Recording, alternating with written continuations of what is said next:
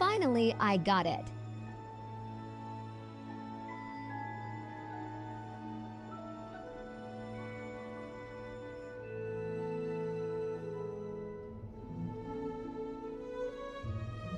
Anyway, gaming time.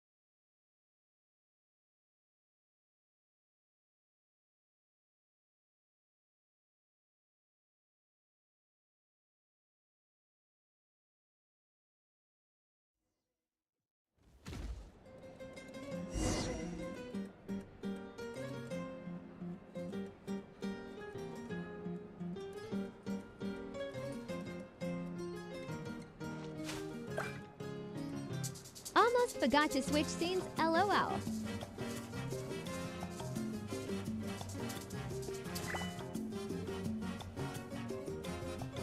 A time trial? It's worth a shot.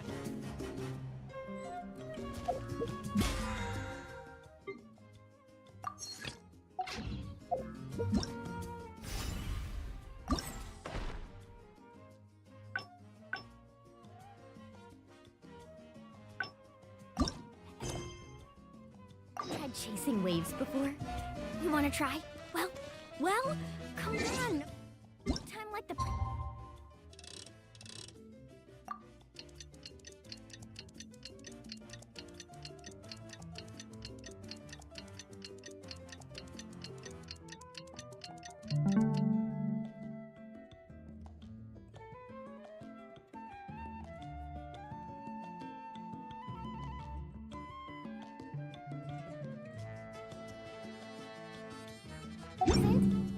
I'll help you find the closest beach.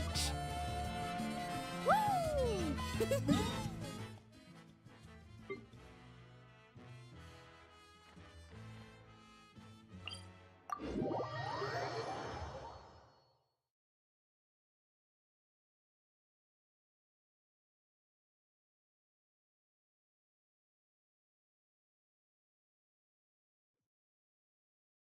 Natlan is good, smiley face.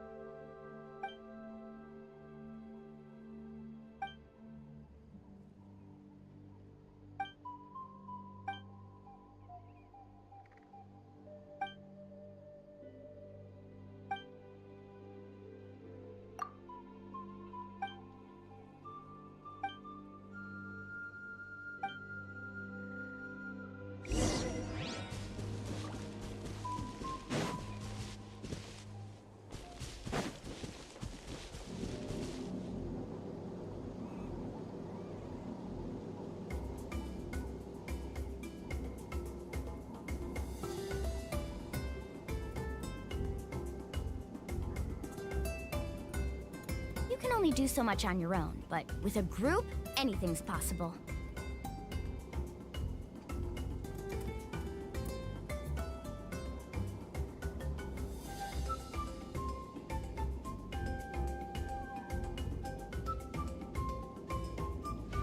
Woo! Whoa, whoa! Ah. Whew.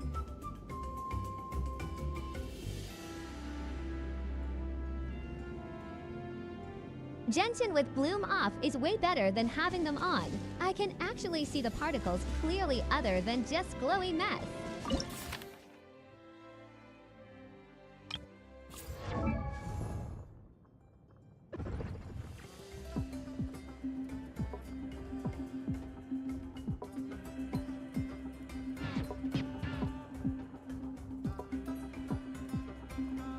DJ D.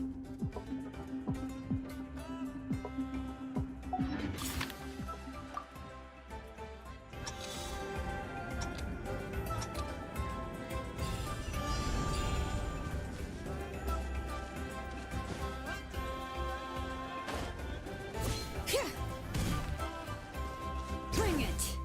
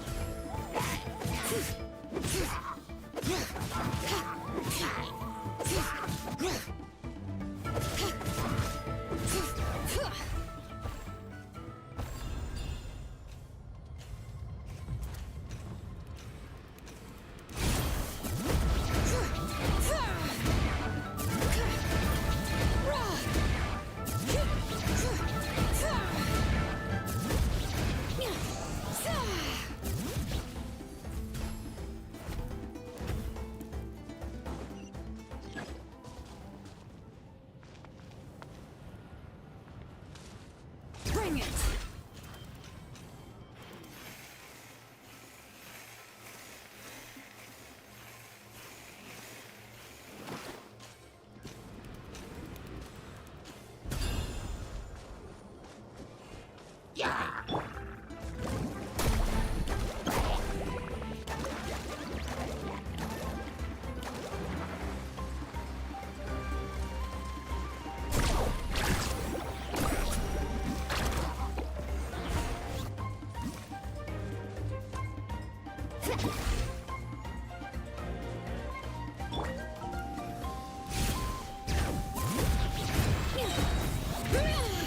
Hear the echoes of the valley.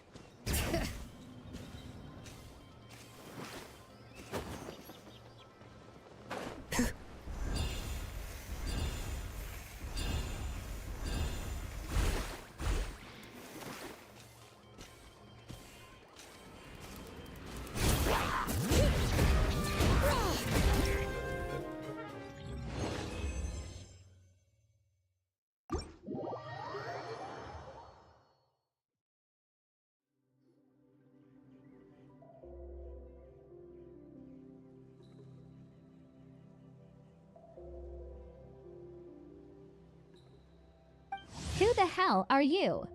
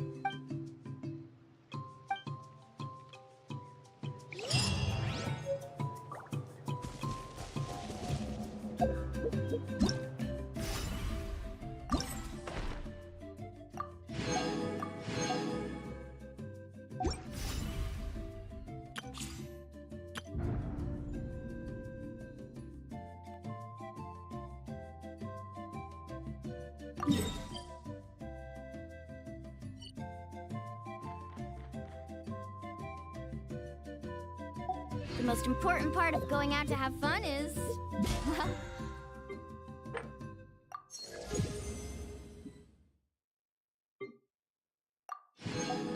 going out. So just show up and I'll handle the rest.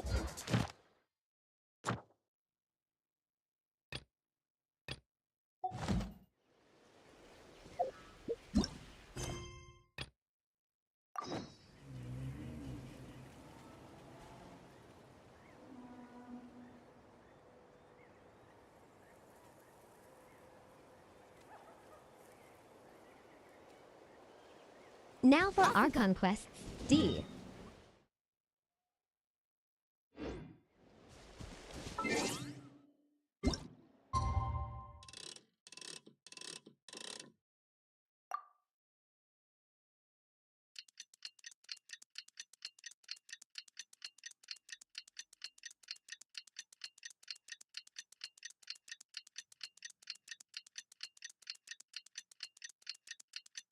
I'd like Bindlad.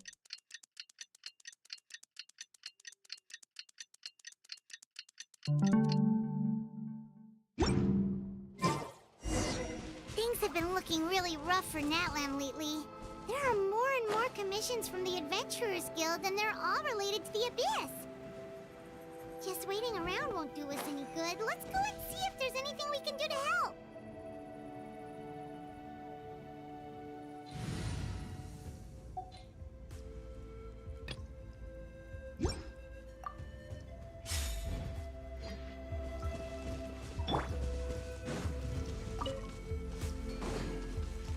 Let's hope you put up a good fight. Woohoo!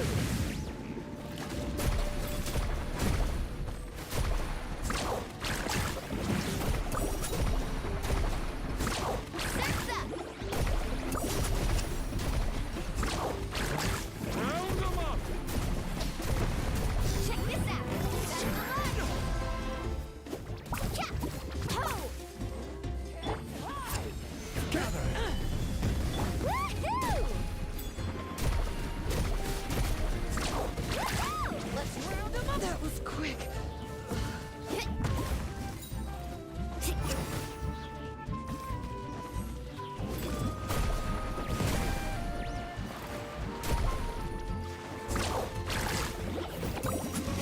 Boom!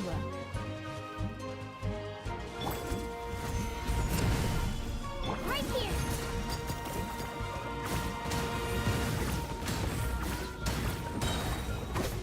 Clear the area!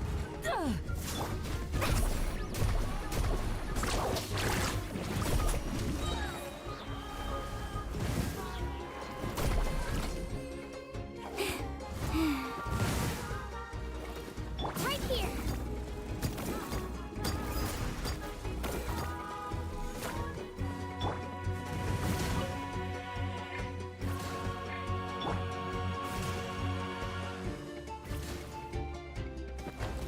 Yeah! Let's ride! Amazing! Let's shred, Sharpie! This is order. Shockwave! Boom! It's nothing! I can walk it off!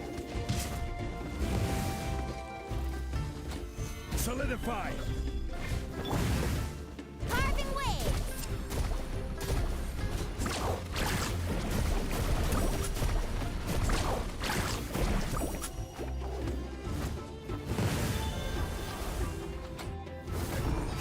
Boom!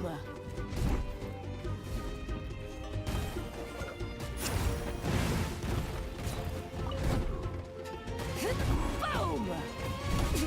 Good show.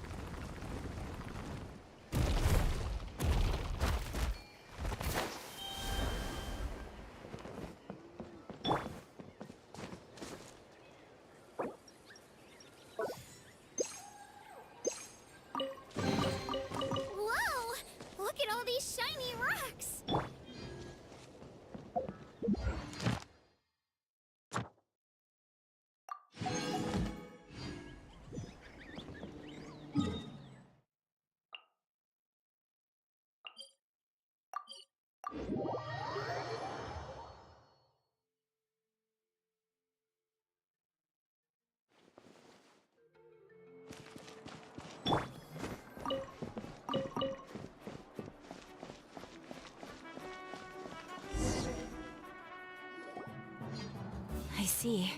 Thank you so much. The Adventurers Guild has been overwhelmed these days.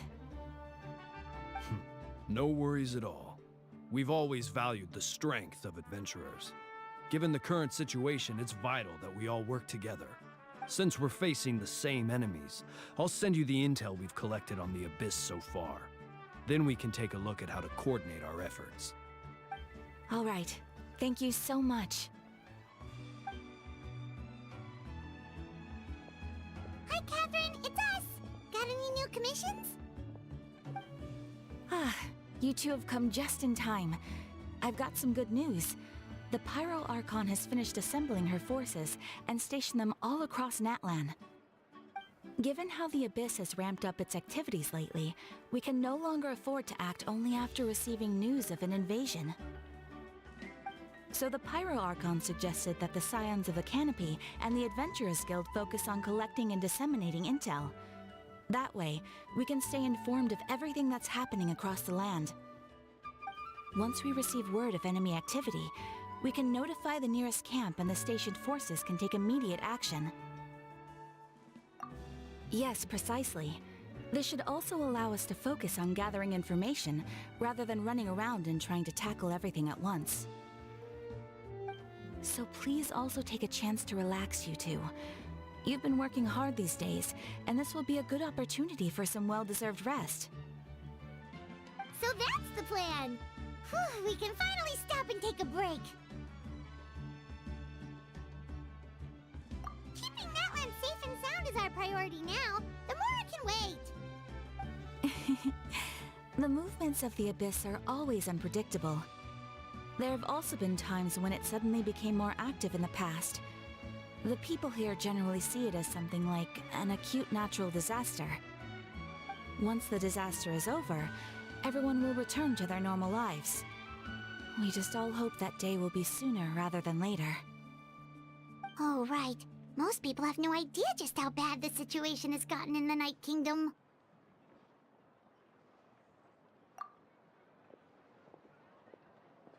Oh, hey, Kachina! Are you feeling better now?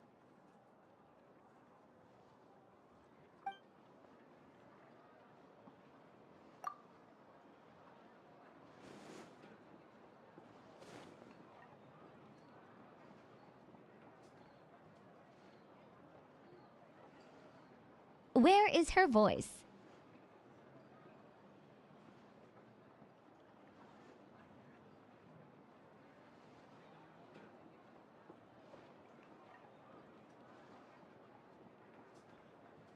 Why is she on World Quest mode? Mao.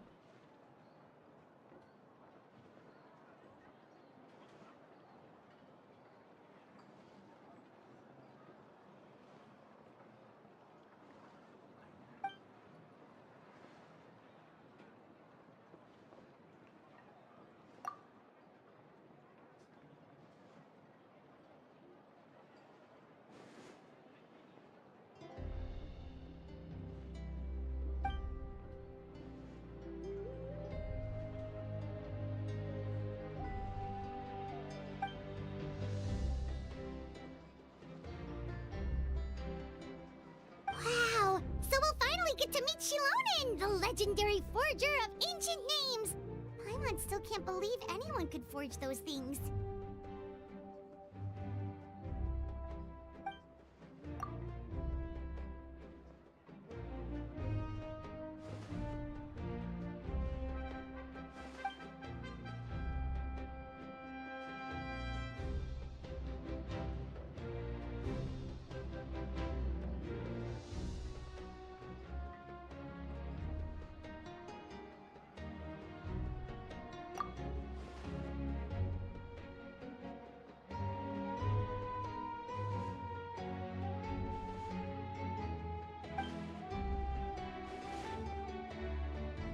Hey, have some confidence in yourself, Kachina. After all, you're already a victor of the Night Warden Wars.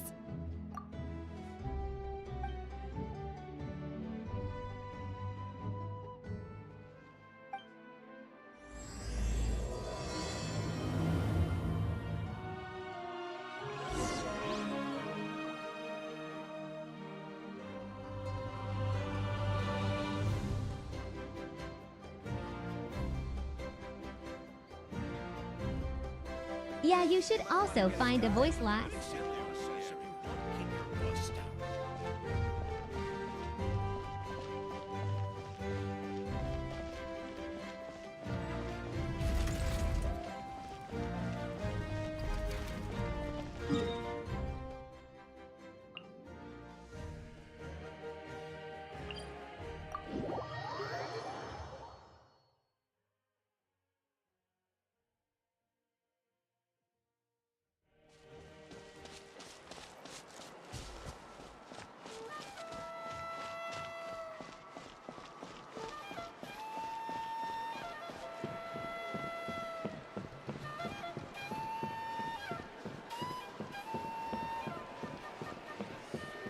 About those music records you mentioned earlier. You mean the ones pressed using the new technique?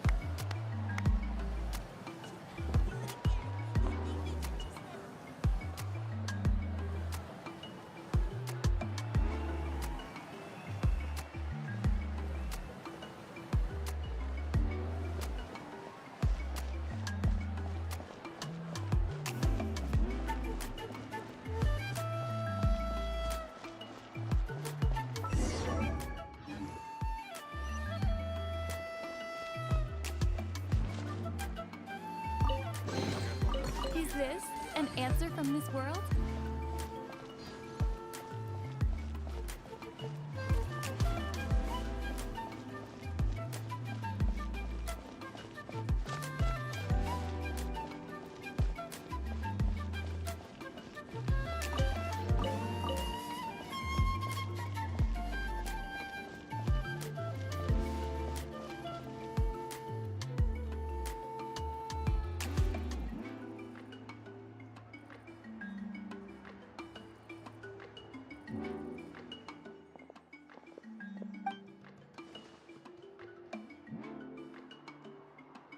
Ah, yes, so I've heard. So young, and yet you've already got quite the reputation. Wait, are you Outlanders? Yep, we're travelers who just arrived in Natlan not too long ago. No, I mean, I was aware that you're travelers. It's just no one told me that you're Outlanders. No, the only thing she said is that a new hero had pledged herself to the plan, but we need to forge an ancient name to ensure she'd be able to return safe and sound. And she did mention that it would be quite difficult to forge an ancient name for them, but at the time, I thought she was just commenting on my skills. But I seem to understand where the true difficulty lies now. Oh, I wouldn't go that far. I'm used to it, really. I just need a moment to process things. The Pyro Archon's requests are always difficult to fulfill, and we used to argue a lot. Honestly, it's probably for the better that she didn't bring this up at the time. Anyway, I can't argue with her if she isn't here, and it'd be pointless to take my anger out on someone else. But, just because I understand her rationale doesn't make me any less upset. After all, she must have known that forging an ancient name for an Outlander is an impossible task. It's impossible? As you probably know, an ancient name is a symbol of a hero's spirit and glory, which grows even richer and heavier as generations of successors inherit it. We forge ancient names by engraving the heroic deeds of an individual who will become the first hero of that particular name.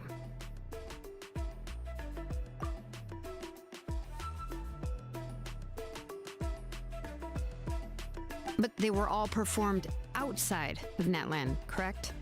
Yeah, that's right. Then those deeds haven't been recorded by the Night Kingdom. To take it one step further, even if you had performed heroic deeds in Natlan, as an Outlander, your actions still wouldn't have been recorded by our lands. Only memories and experiences that have been acknowledged by the Wyab can be used as a basis for an ancient name. Even the greatest of craftsmen cannot create something out of thin air, you know. That's just how it is. Seems the Wyab don't want just anyone to get a name, huh? Mawika, of all people, should know better than anyone. Yet she's still entrusted the task of forging the ancient name to me. Oh, Paimon gets it. Nobody's happy being asked to do the impossible.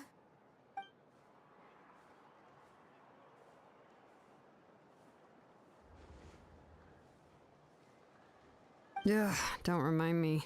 Let's just focus on how we can pull this off. How to achieve the impossible. You mean you're already willing to accept the task? Well, what else can I do? What's happened is already done, and it's not like I can outright defy the order of my Archon. If she gave me this order, then she believes the ancient name is an indispensable part of her plan, and that I'll be able to find a way to make it happen. In other words, the order is an affirmation of my abilities. Whoa, not only has she accepted the task, but now she's looking for silver linings?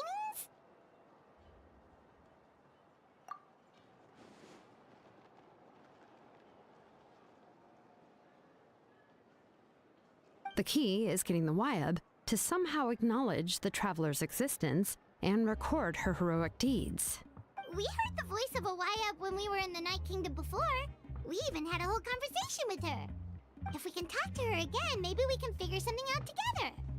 Well, every tribe has their own Wyab. How do we know if the one you met is indeed the best one for us to talk to? Plus, considering the unprecedented nature of this situation, I have a feeling that the acknowledgement of one Wyab alone would probably not be enough. I don't know. That requires a level of knowledge that I do not possess. We need to find a consultant who's an expert on all things Night Kingdom and Wyab. The first person who comes to mind is Lali at the Masters of the Nightwind, the one we call Granny Eats to Lead. Oh, we've heard that name before. We used her Spirit Speaker Stone to find Kachina's ancient name. A person who can make something like that must be pretty impressive. I'm unsure she'd be able to help. Still, she's older now and quite eccentric. It's hard to even book a meeting with her, given that she's constantly holed up in a room and doesn't like to be disturbed. I've heard that to get her help, you have to be extremely patient with her and know how to keep her spirit up. I hate to break it to you, but... Huh. Why is that? I mean, didn't she already help you before? And you even managed to save Kachina. Well, yeah, at the cost of her Spirit Speaker Stone being split into two.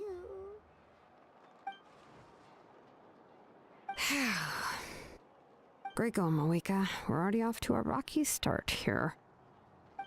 In that case, I guess your only option is to try to emphasize that this is an important order from the Pyro Archon. Hopefully, Lali would still want to show respect to the Archon. I'll also write you a letter on your behalf. If you can find someone to deliver it and mention some good things about you, then that should help too.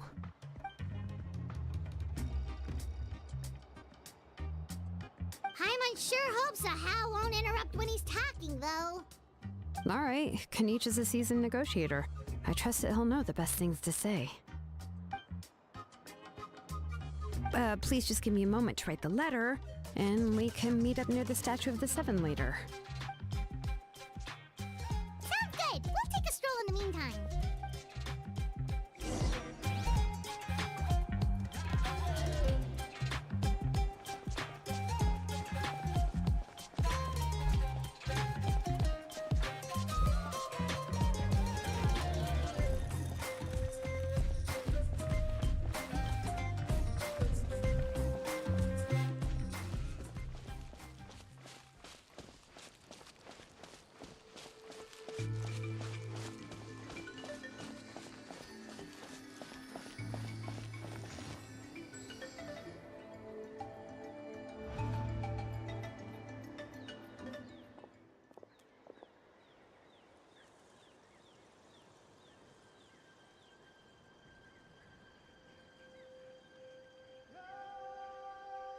He's also voiceless. What is happening?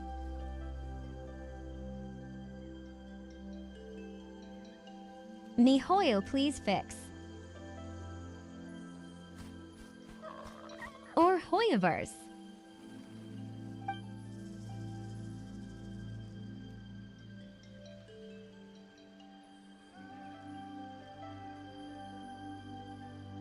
I'm sorry to put this on you, Kanichi.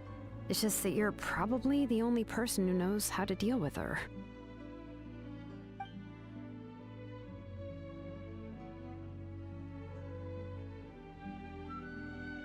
Oh, wait, so Kachina and the Traveler also know about the plan?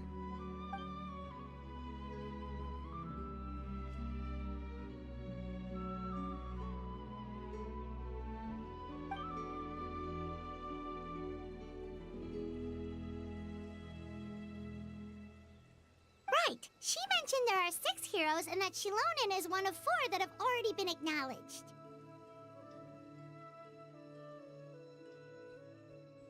Oh, well, then I suppose there's no need to keep any secrets between us.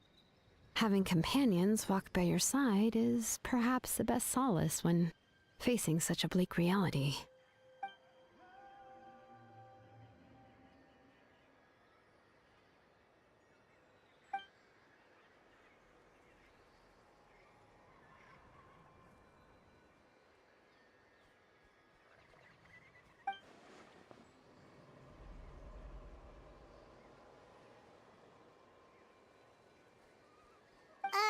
See, Lolly knows him too?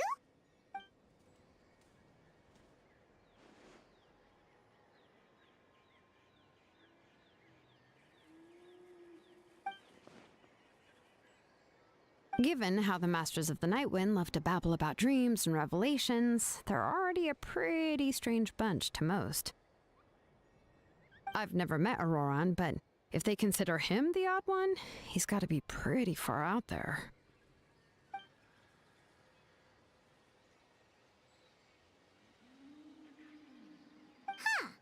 Makes sense. But Paimon wonders how Seat Lolly could be the first one to notice Auroran's disappearance if she spends the whole day in her room.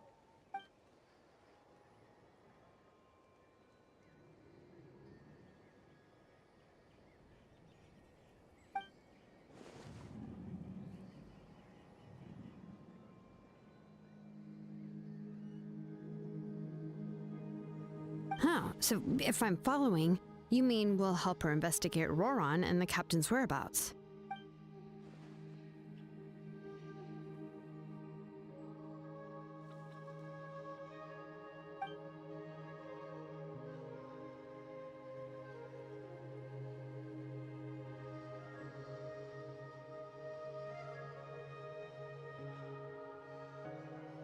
Yeah! Plus, we kinda owe her one anyway to make up for breaking the spirit speakers down. Ah, this is a pretty well thought out plan. As expected of Molly Poke Kanichi. Then, yeah, I'll leave my letter to you. Let's hope Seat Lolly can meet at the stadium in 2 days.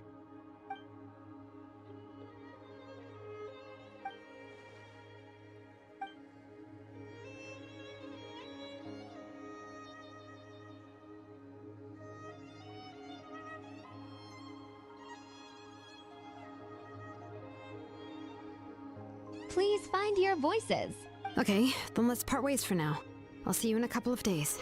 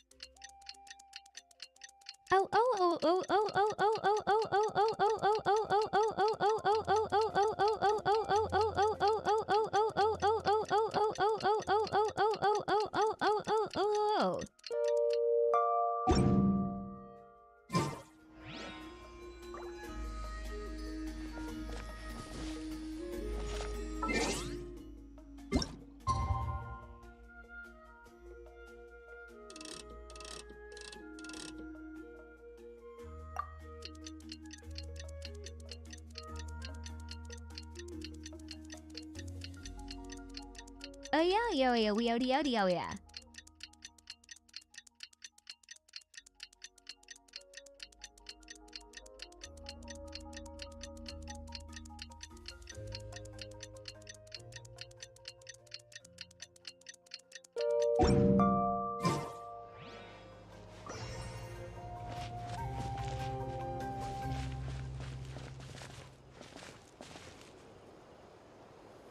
Huh?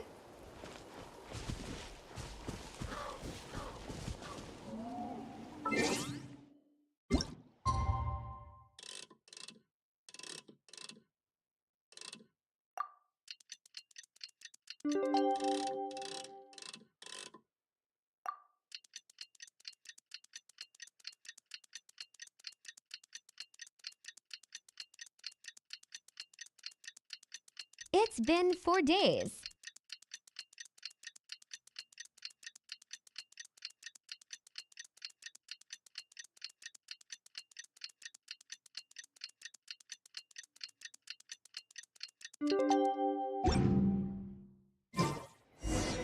Oh, it's time to meet up with Shilonen. Let's ask her how things have been going. Finally.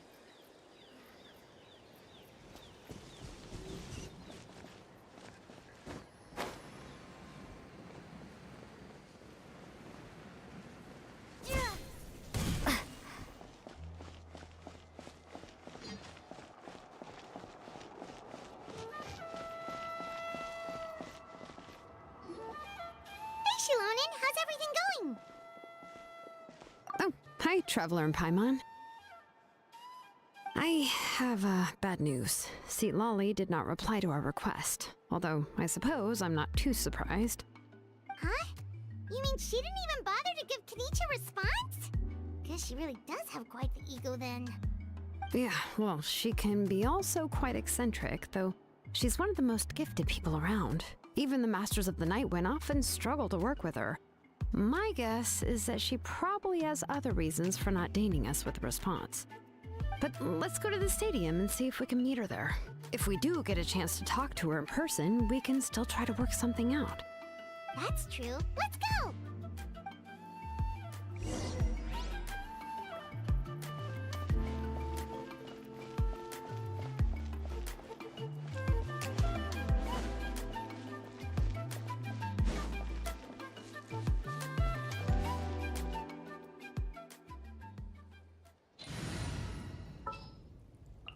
Are you going to hold a festival?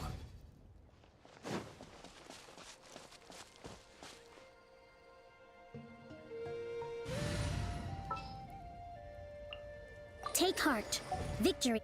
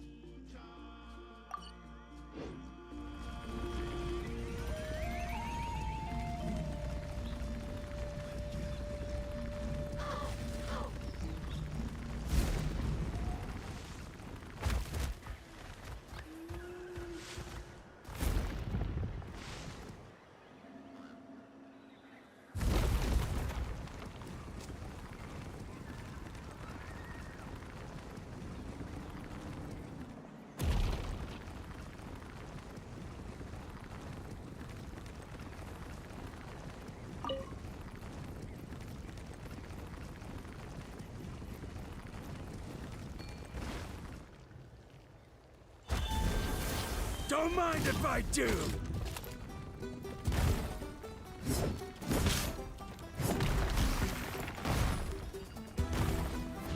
Out of the way or get blown away!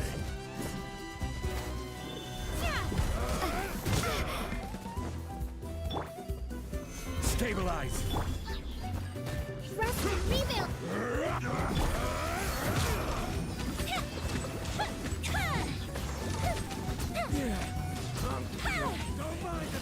Let's do this Go then! Bishop down! Torrent, bring refuge! Yes, you are.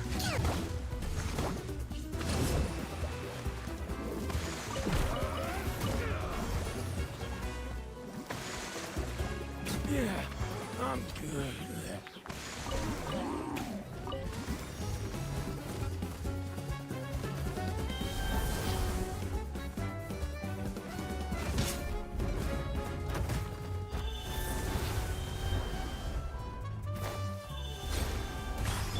Order guide you. Gather. Fire hazard!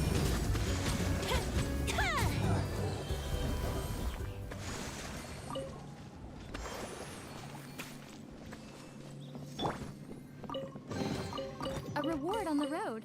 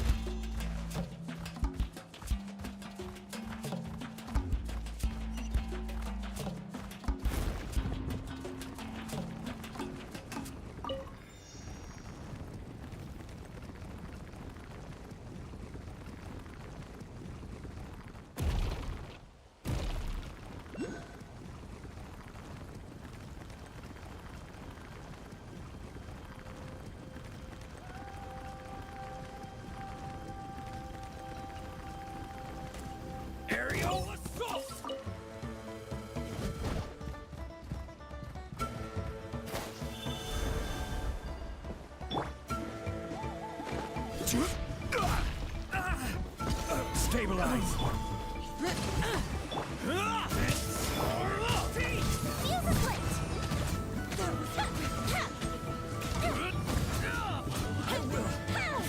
new.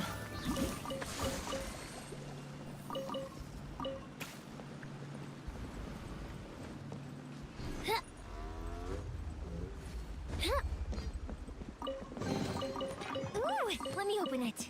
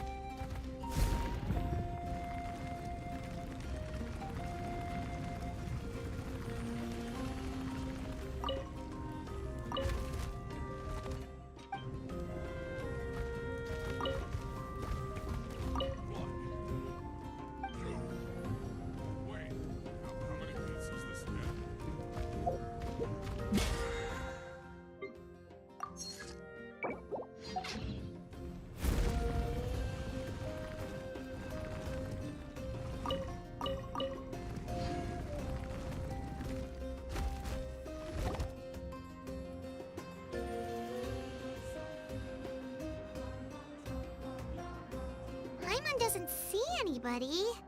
Seems she's just not gonna show up, huh?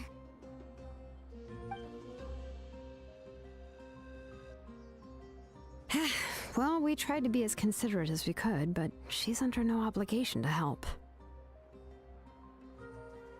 That might be true, but this is still a request from the Pyro Archon, right? Shouldn't a subject always answer the call of their Archon? A subject? Well, if you ask me, I'd say we're all more like friends with the Archon. Yes, Mawika is our leader, but that doesn't mean there's any kind of tall barrier between us and her. The only thing is that she often has very high expectations of us. Huh. So even though she's super powerful, it sounds like she's actually pretty down to earth and easy to get along with. Unlike that old hag Granny Eatstily, right? Does she think she can ignore us just because she's famous? You all talk about her like she's some kind of huge deal, but she didn't even bother to reply to our letter! Seriously, if she didn't want to come, she could at least let us know. If that's what aging does to you, Paimon never wants to get old. Oh, really? So, that's how you see me? Huh? Who's there? Who's talking next to Paimon? Oh, don't mind me. I'm just a disgruntled old hag, right? Come on, relax. I'm sure my bark's worse than my bite. Huh? See, Lolly. Wait, you're Seat Lolly? You're Granny Eatstily? Yes, Granny Eatsley. But emphasis on Eatsley, not Granny. You must know this trope from light novels, surely. They use it all the time. The young man who's actually the oldest person in the room. The girl next door who turns out to be a seasoned veteran. The wise sage who looks like a little kid. Oh, wipe that look off your face! You've seriously never seen an older lady that doesn't look her age?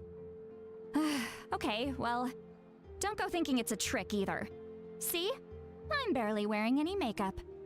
Did I forget to mention, she's called Granny, but she's actually pretty young. It was an honest mistake. I guess we've just gotten used to it. I'm sorry. So, how old are you actually? What? How dare you? Don't you know it's rude to ask a lady her age? Paimon really didn't mean to offend you, it's just that, your case seems really unique. Oh, Paimon just wanted to apologize, but now she's putting more and more of her foot in her mouth. Really, Paimon just got a little mad since we thought, well, you were gonna leave us out to dry. It was my idea to invite you here, Seat Lolly. So if you're upset, you can just take it out on me. All right. I was only joking. I didn't mean to chastise anyone. There's really no need to take all this so seriously. If anything, I'm gonna feel awkward if we keep this going. I received Kenichi's letter and was planning to attend this meeting. Since I had already decided to come, I figured there was no need to draft a reply that simply said, "Understood." Besides, just showing up is the most important part. No? But, of course, it's also natural for people to get held up by one thing or another as they're trying to leave the house. It certainly was a bit awkward to see that everyone else had arrived before me. At first, I was thinking of quietly sneaking over, but since you were already here waiting for me, I started to think about how I should phrase my apology. Only to hear you all talking smack about me. Anyway, that's the whole story. Honestly, it's not like I owed you an explanation anyway.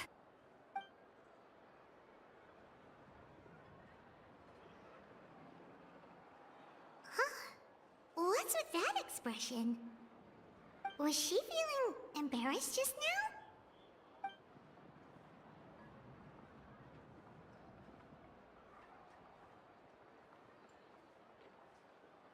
When the Masters of the Night Wind say they struggle dealing with her, I wonder if the feeling is mutual. She seems to be pretty awkward herself. Everything she does and says seems a little forced. Anyway, Shilonen, I heard that you require my help in crafting an ancient name. Correct. The situation isn't like anything we've handled before. Let me explain. I see. So Mawika has asked you to forge an ancient name for an outlander. Well, that would be a first. And you've also heard all about Auroron. I must say, he's always been a good kid. I can't see him joining the Fatui of his own volition. He must have been coerced somehow. Yeah, that's what we came here to ask you. We'll help bring Auroron back if you help us solve the problems of forging the ancient name. What do you think? I suppose I'll just call you Traveler for now. Traveler, come here. Let me take a good look at you.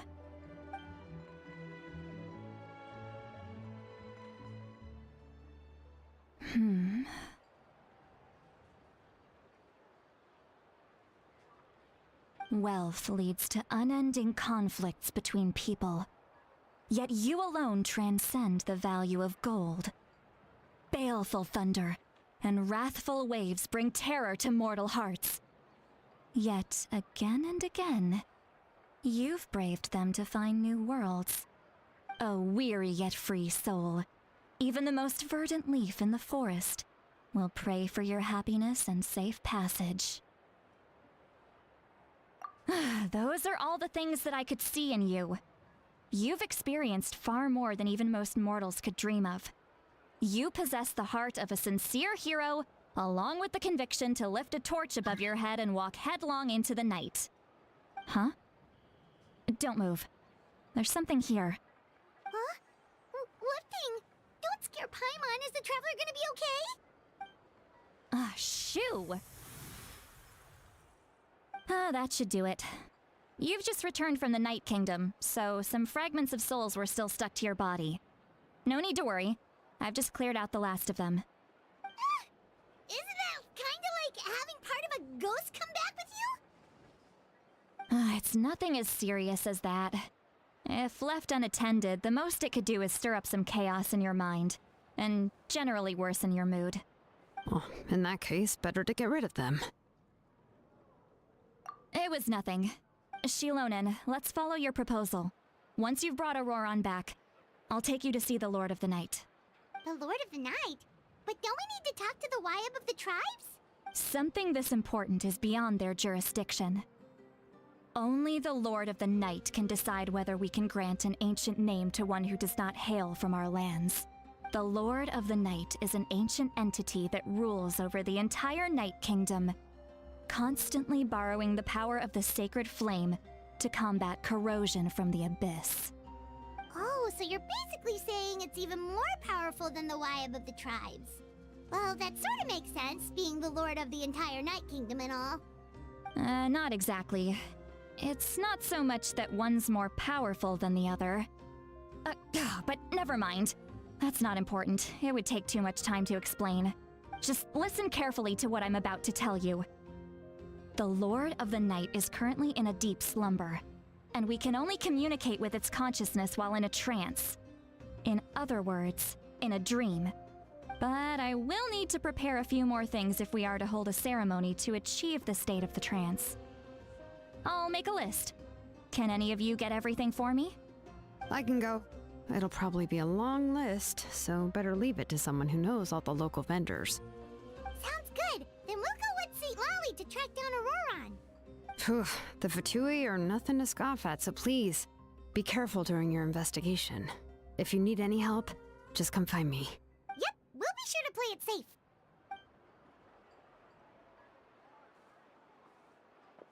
All right, now it's time for us to catch that brat and bring him back. I'm sorry I made you wait earlier. It was actually because I decided to swing by Auroron's place to look for clues. He has always lived alone, and I found a broken jar in his house. There was also something off about his phlogiston aphids, which I assume is because their keeper has been gone for quite some time. And interestingly enough, I saw some slash marks in the house that did not match any of our local weapons. My guess is they were left by Snezhnayan arms.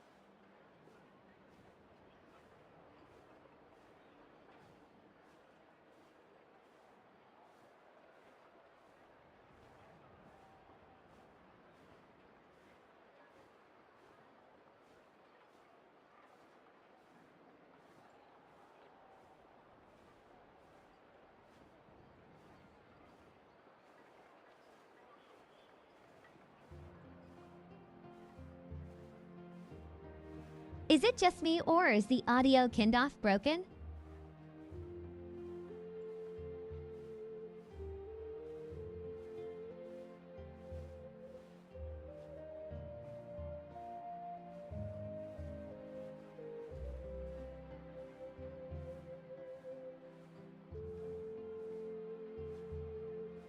The way they say S has some crunch on them, kinda distracting.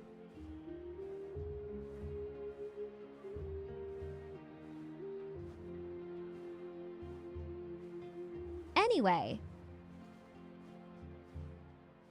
Oh, sounds like the Fatui broke into his house and took him hostage. But why would they kidnap a kid who just spends his days living in the country and raising aphids? He's only in his 20s. What would they want with him?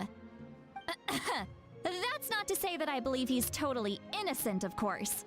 Since he's the only one who was kidnapped out of everyone in Natlan, he must have done something to attract their attention. In any case, we'll get to the bottom of this once we manage to get him back here. I'm truly sorry to put you two through all this trouble with me. But please help me get him back. You can count on us! All right, then let's start by heading to where Auroron was seen last.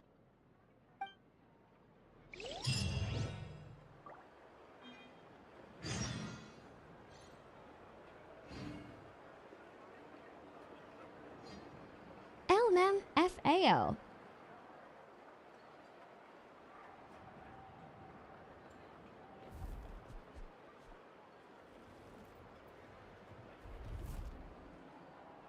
How you doing, fellas?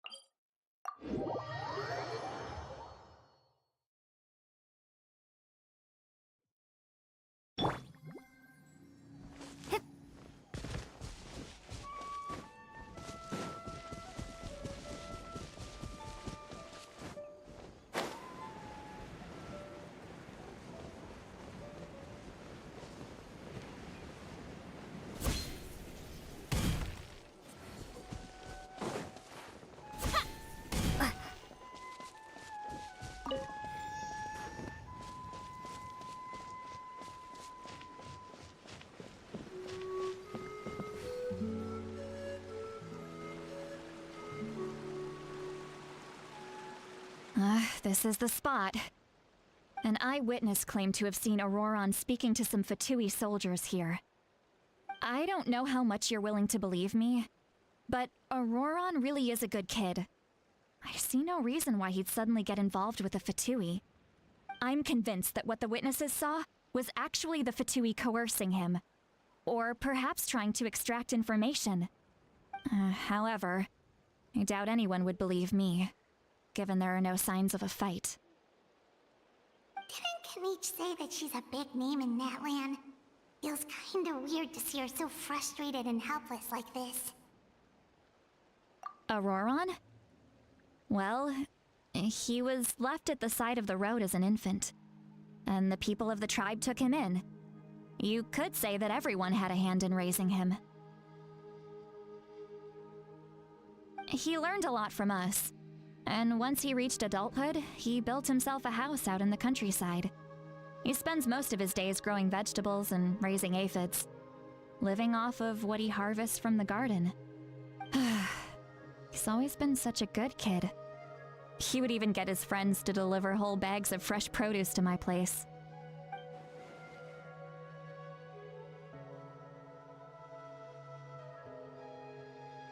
Oh well, let's keep looking.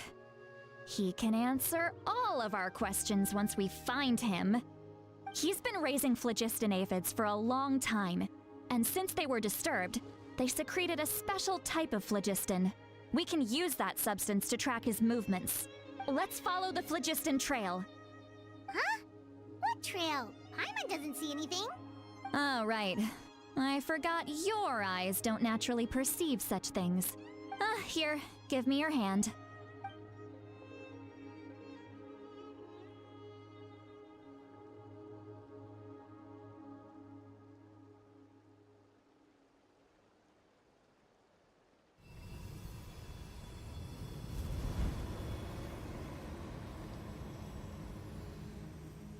Huh? How about now? What do you see?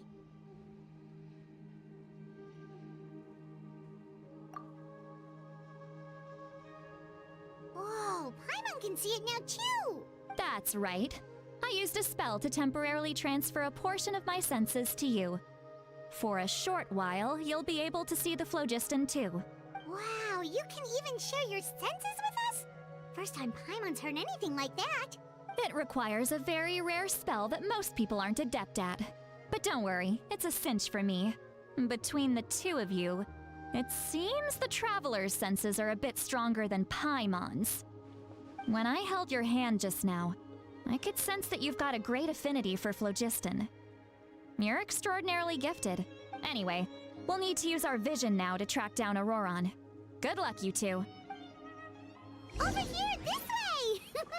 See, Lolly might say a lot of deep and confusing stuff, but this spell of hers is really something. What was that? Oh, Paimon was just complimenting you. Really.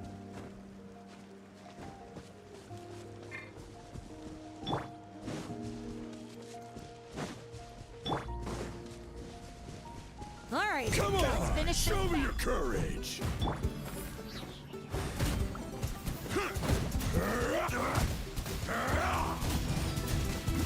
Water jet! Wipe out! Out of the way or get blown away! That was great.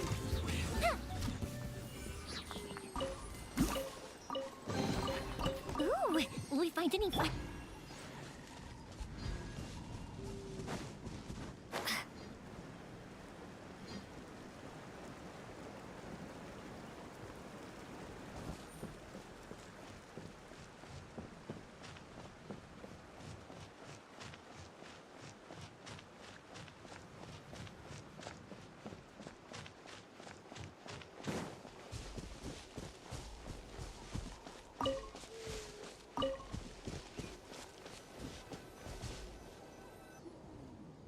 What does she mean by deep and confusing? As far as elderly shamans go, I'd say that I'm already pretty easy to talk to. Is there any other old hag who's as fluent in the language of the youth as me? But is my way of speaking still not trendy enough? I've already tried my best to match their speech patterns, but given the looks on their faces just now, or perhaps I'm still not fashionable enough? But that can't be, right? Ugh. Don't tell me they're still getting the impression that I'm super old-fashioned. Huh?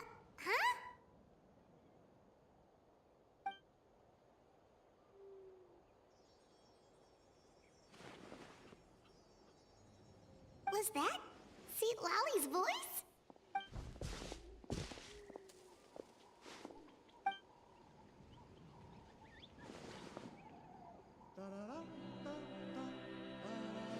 Now that I think about it, it's a good thing I found some helpers this time.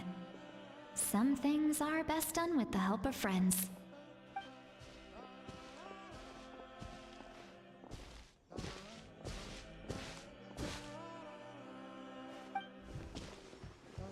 Oh? They appear to be feeling quite confident. Looks like our work will go smoothly.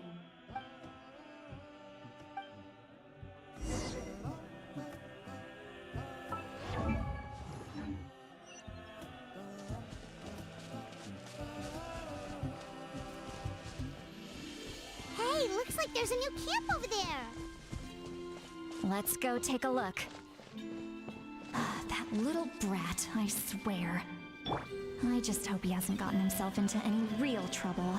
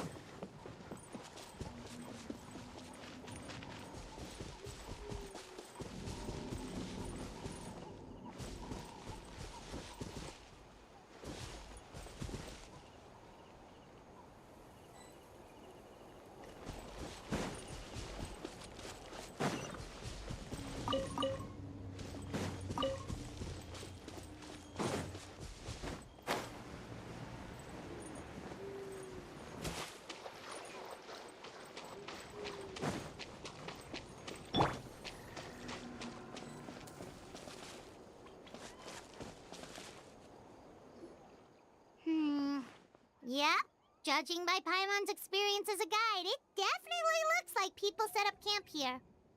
Wait. The phlogiston here is a bit odd. Let me see. Paimon sees a small shape here.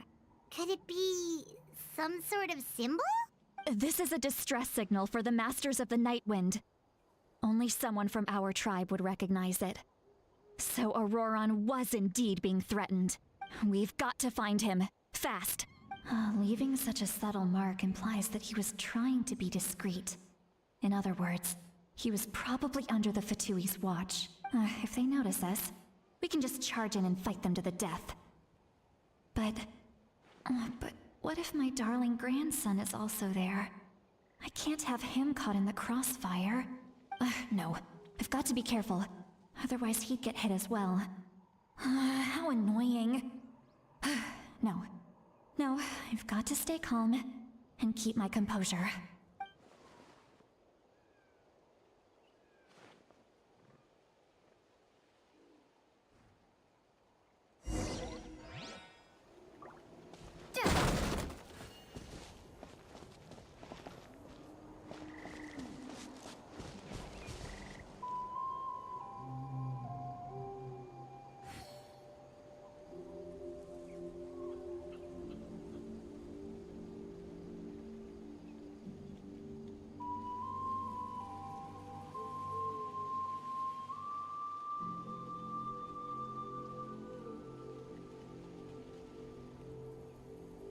We can hear her thoughts, but can she hear our thoughts as well?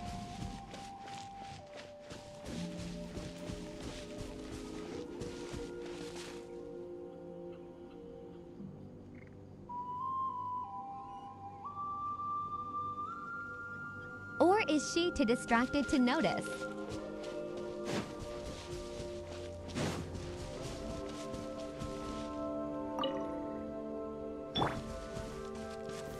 Stabilize!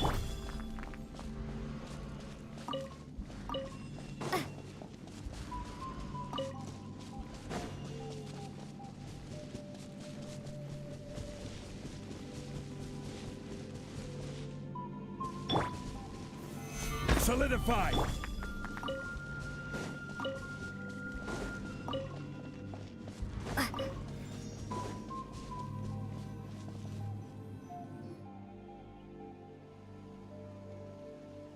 There are traces of people staying here too. Wait a second. The phlogiston around here is jumbled up. I can also smell a mix of elements in the air. Pyro, electro, and some other elements as well. Kanich told us that you were super amazing. No wonder you can sense so many more things than us. It's about time that little brat said something nice about me. There are signs of a struggle here. Judging from what's left on the scene, there must have been a fight. But after that, the factions seem to have gone their separate ways. Both the phlogiston and the elemental traces in the air support that. Do you still remember the little mark we found before? Paimon's thinking, what if Auroron wanted to leave another distress signal, but was caught by the Fatui?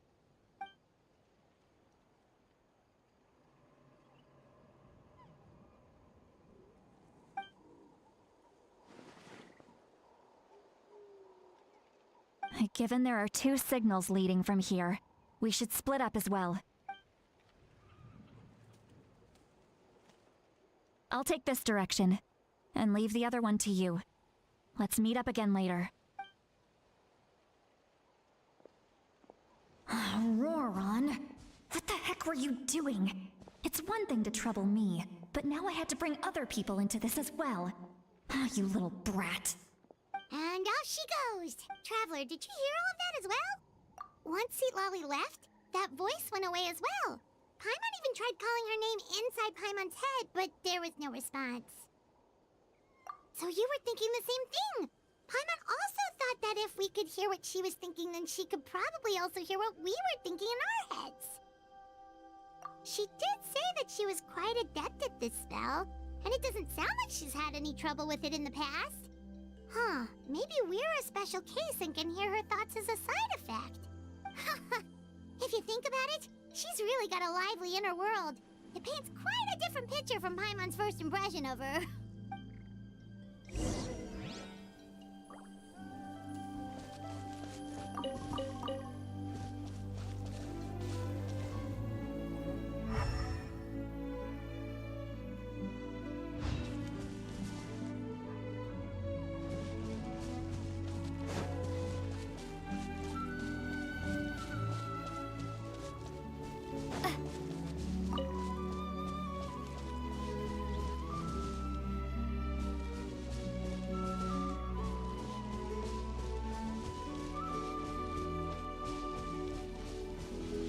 Paimon sees some traces here.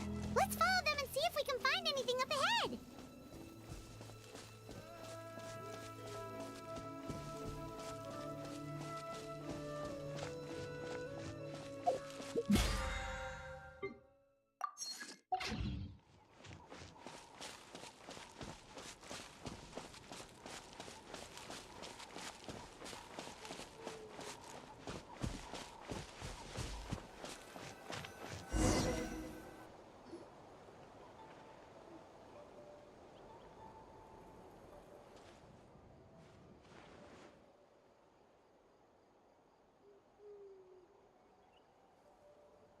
Did you find something?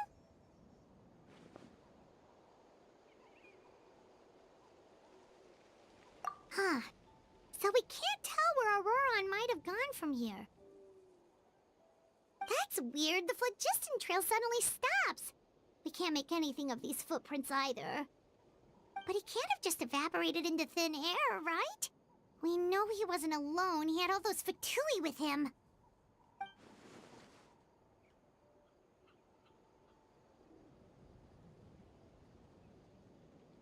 So, you can hear the sounds of the wind from beneath the earth.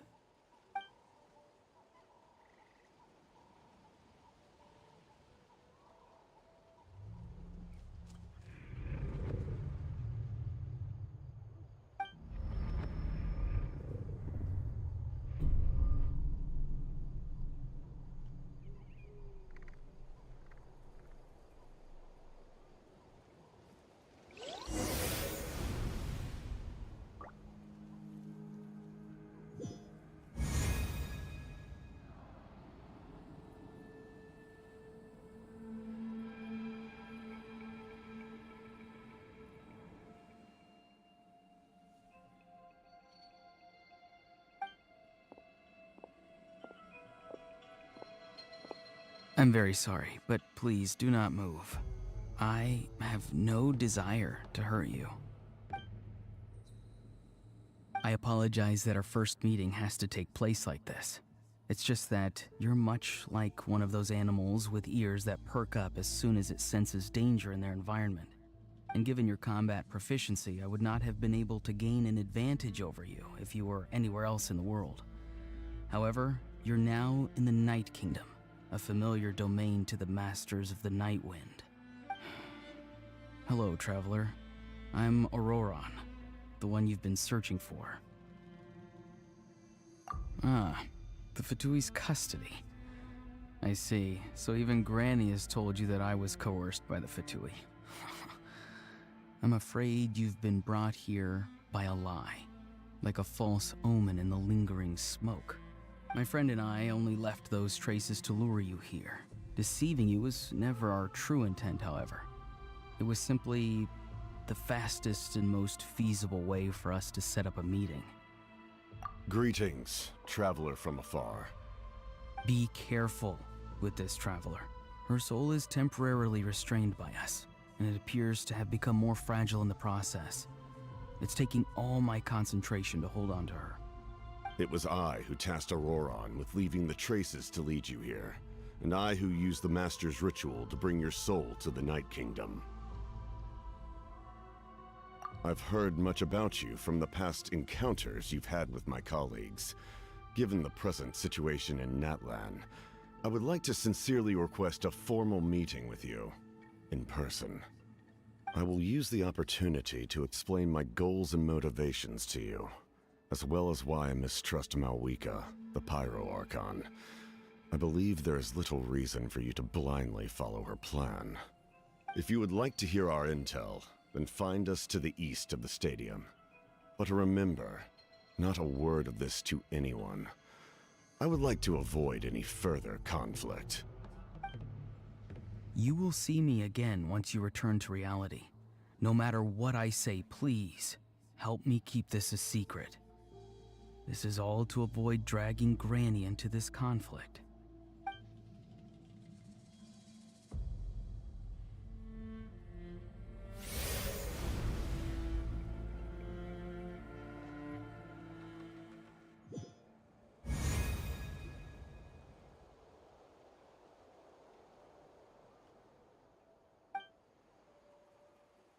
Hey, what happened just now?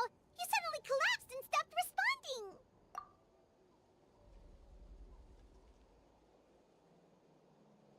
Hey, why are you sitting on the ground? Are you okay?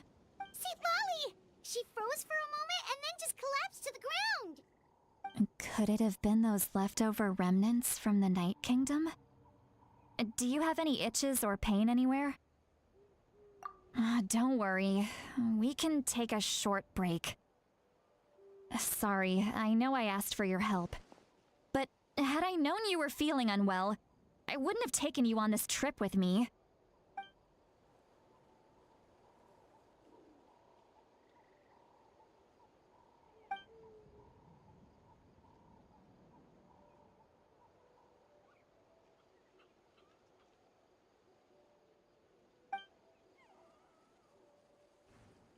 If you're feeling sick, you should just say so.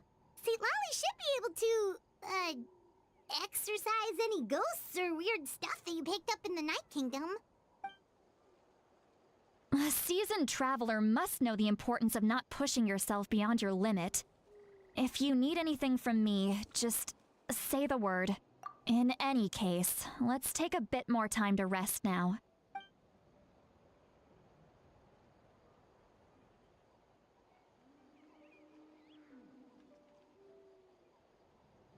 Need to be more careful next time. Feeling better yet, Traveler? All right, let's get ready. I followed my phlogiston trail earlier to a stronghold guarded by soldiers. I have a feeling that Auroron is probably being held inside. Oh, so it's close by. Then let's head over right away. Well, I recruited you to be my helper, which means we're in this together. Like the wind and the clouds. We either move as one or not at all. But if you want to make it up to me, then just be sure to fight extra hard when the time comes.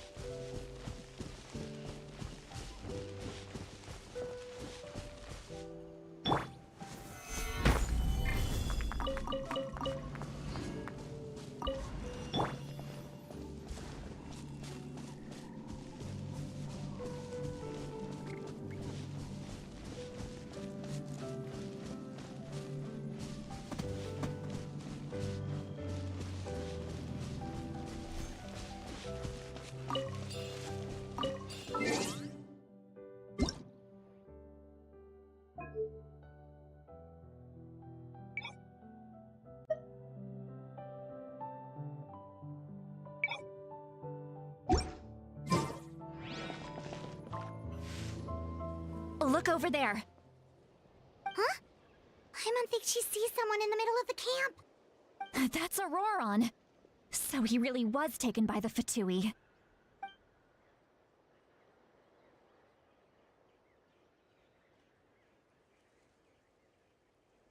All right, we'll take the lead.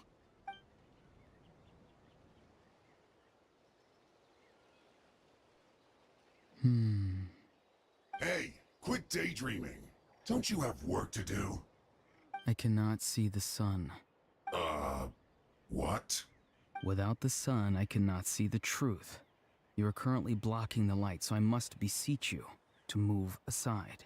Huh? Okay, Mr. Philosopher. That's enough mumbo-jumbo. Wow. I'm going to rip that guy's head right off. See, Lolly's struggling to control her temper now. Are you ready? Let's go kick their butts. On my count. 3, 2, 1! You're still trying to resist? You've got no idea who you're up against.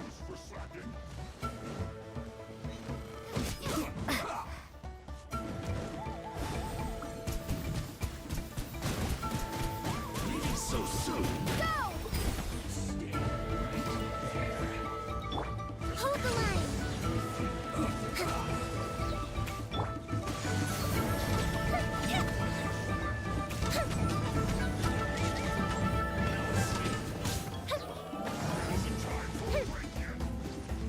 Here come the fireworks! Billowing surge.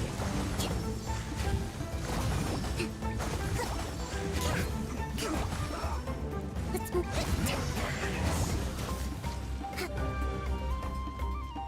Allow me. Stabilize! This is it!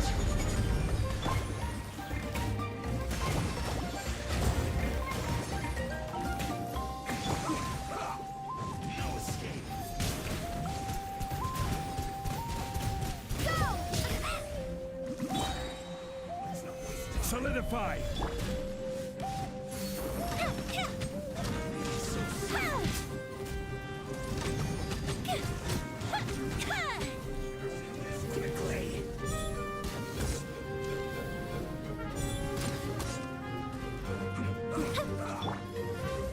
Bombs away.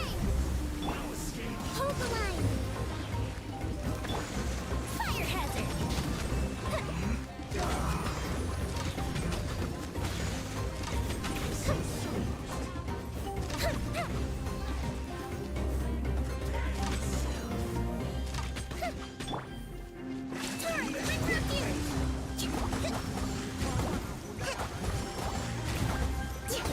Rest and rebuild.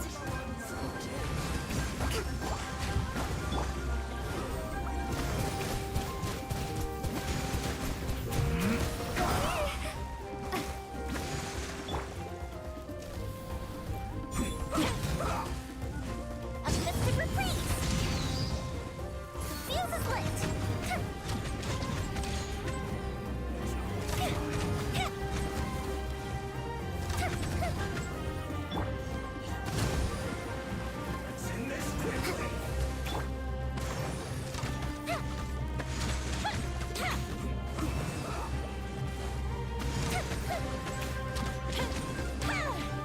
Time for a light show.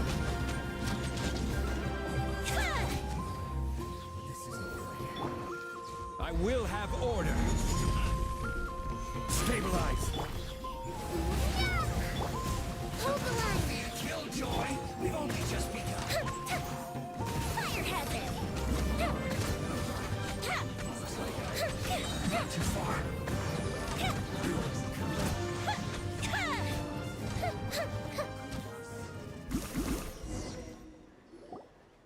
Auroron! Granny! Paimon knows she's called Granny Eatsley, but it's still kind of weird hearing someone actually call her Granny. And greetings to you too, other Granny.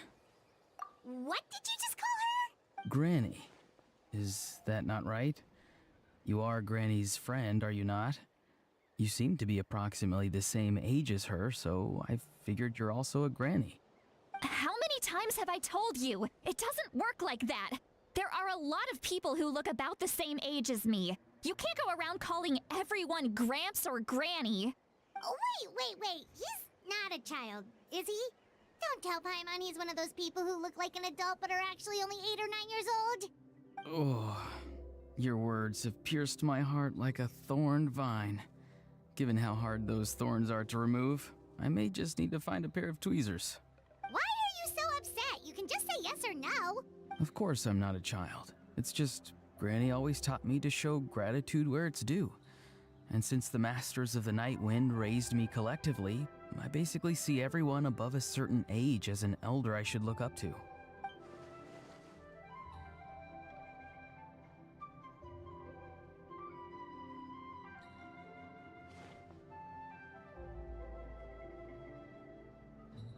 Exactly. But if you keep that up, then everyone's going to be your senior.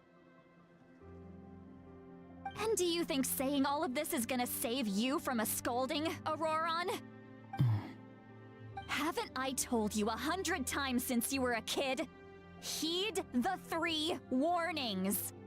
Be wary of bees prowling around, scammers looking for their next victim, and strange people who appear out of nowhere.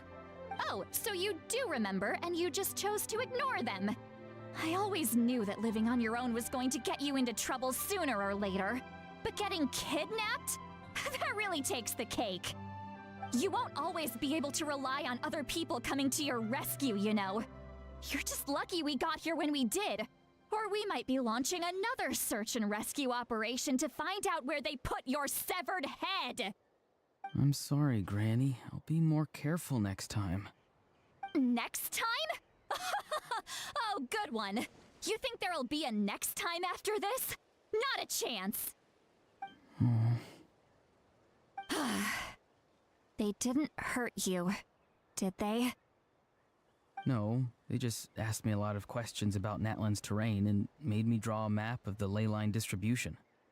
Okay, now answer me honestly. Were you the one who helped the captain escape after his battle with the Pyro Archon? Yes. So why did you do it? Because they said they would need my help from there on out. They also said that if I refused, they'd just come to you, Granny, and they'd already figured out a way to make you do their bidding. Hey, I'm no ordinary Granny. Would they really dare to come after me? And you! Did the gods give you a brain just for you to not use it? Did you really believe everything they said at face value and not stop to think? Thankfully, the Pyro Archon only asked that we find the mysterious individual from the Masters of the Nightwind and didn't slap your name on a wanted poster. Don't think for a second that she doesn't know what's happening. Even if the truth that you see will soon manifest into reality, there is still no need to preemptively panic. Have you forgotten the words that I've taught you? I'm sorry. Forget it. We can submit the details of this camp and the defeated Fatui as evidence of your innocence. Let's clean this place up and get back to the city. Auroron, you better remember this lesson well and seriously reflect on your actions. Also, once we return to the city, come to the speaker's chamber with me. I'll need you to explain everything. Sounds good. Should I bring some of my homegrown vegetables as well? Your vegetables? Yes, I grow a lot of fresh produce in my garden. I hope the Pyro Archon won't be too picky about the selection. Now's not the time to be thinking about that. If you do come face to face with the Pyro Archon, the first thing you should do is... Recite the 3 warnings. Huh? No! You should emphasize that you were not in cahoots with the Fatui! How exactly did the Masters raise this guy? Oh, right.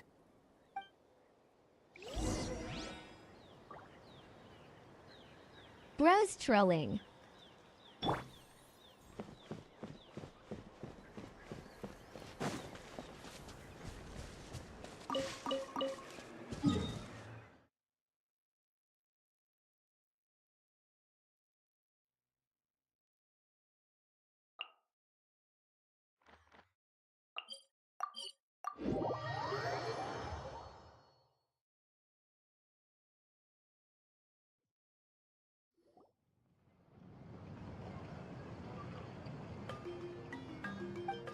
I see.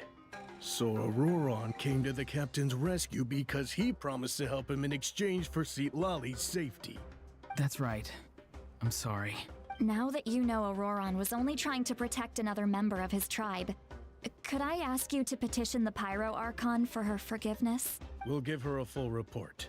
We'll let you know once she's reached a decision. Will I need to stay here? Technically, yes. But if Miss Lally is willing to serve as your guarantor, then we can release you from custody. Sure. I'd be happy to do that. I don't have any more time to waste here. I still have other things to do. Understood. Thank you very much. Mr. Auroron, please report back to the Speaker's chamber as soon as you've received notice of the Archon's decision. I understand. Thank you. And thank you too, Granny. Well, at least you won't need to hide your face anymore. Traveler, Paimon, thank you very much for your help. And don't worry, I haven't forgotten about my side of the deal. Once Auroron is settled, I'll go talk to Shilonen and get started on forging an ancient name for you. Oh, thank you. You scratch my back, I scratch yours. It's as good as done. You can just go twiddle your thumbs or something while you wait for the good news. Bye for now. Come with me, Auroron. We've got to find you a place to stay for the night. Goodbye, Other Granny.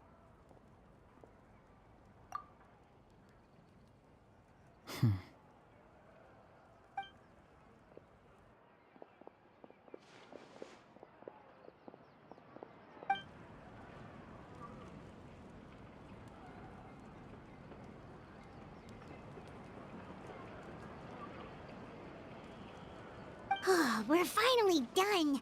All right, it's time to find some grub. Huh? What is it, Traveler?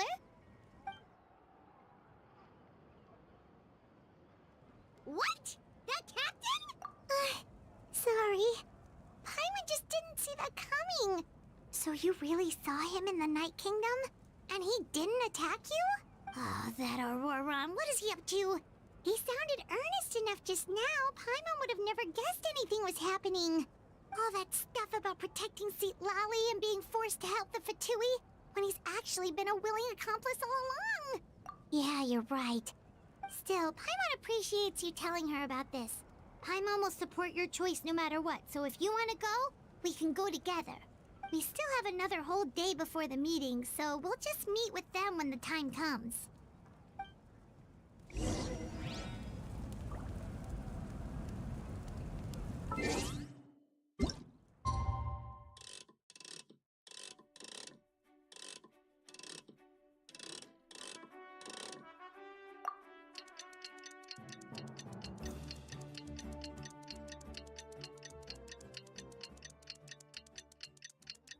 Time warp.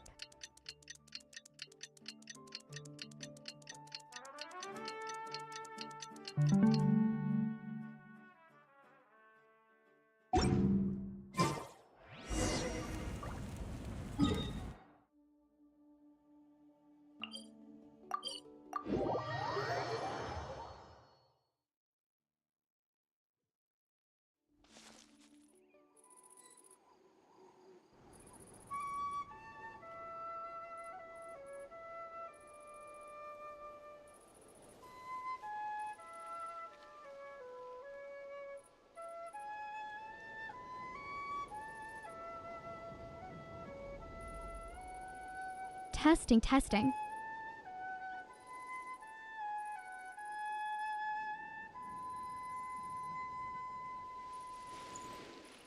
Now I sound like Lumen, do you?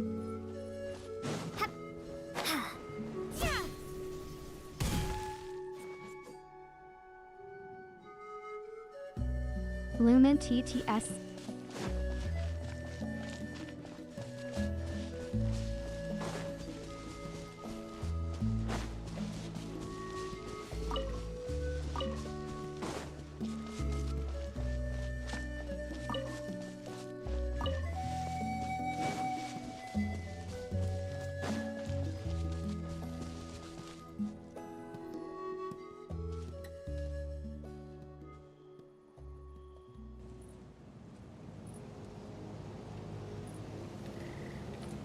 Weird. Paimon doesn't see anyone.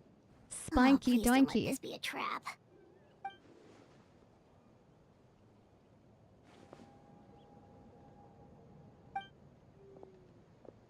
What was that? Good evening. Nice to see you again. It's you. You shouldn't pop up from behind people like that. What are you, a ghost? I'm terribly sorry. It's just a force of habit. Ugh, and what's with you apologizing all the time? You sound so polite and honest, but you're actually doing shady stuff behind people's backs. You're right. Granny tells me that too. Huh. Come to think of it, you remind me of her. Sometimes you two sound really similar, you know. Oh, so you're gonna call Paimon Granny too now? Well, I could.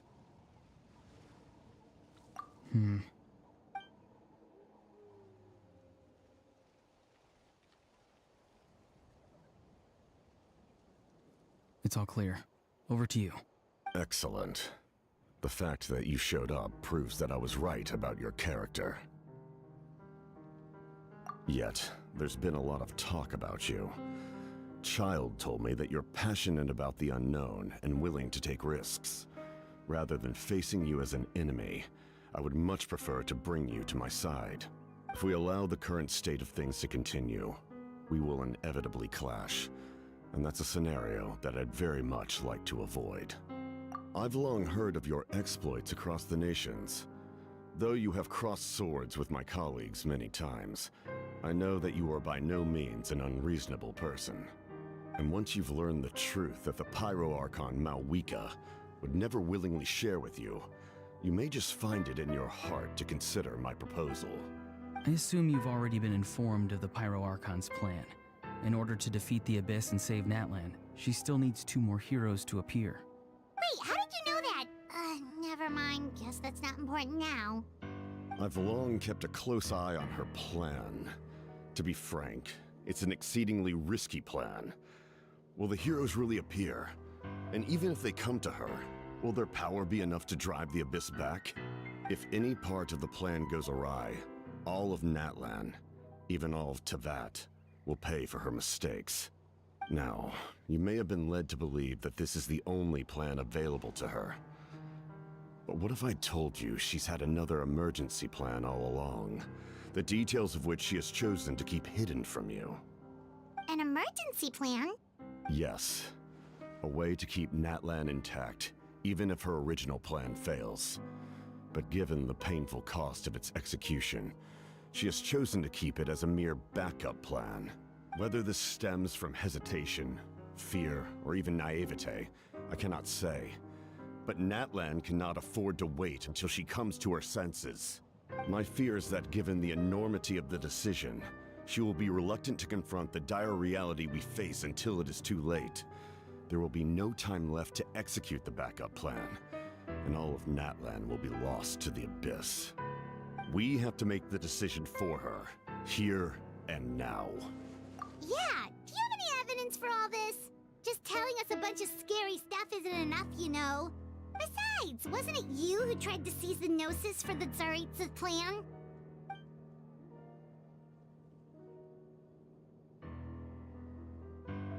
I knew you to be clever enough to see. That's right. I did not seek the Gnosis for the Tsaritsa. Since I was defeated in battle, I must put to rest my thoughts about the Gnosis. But even so, my desire to save Natlan remains unchanged. And now, I have found a new way to solve the crisis. We can implement it immediately if we reach an agreement. Someone's here. Huh? The captain disappeared! Something is rapidly approaching. Oh no. Something? Bad news, chump! It's your granny! See, Lolly? When did you get here? I knew something was amiss after we were separated.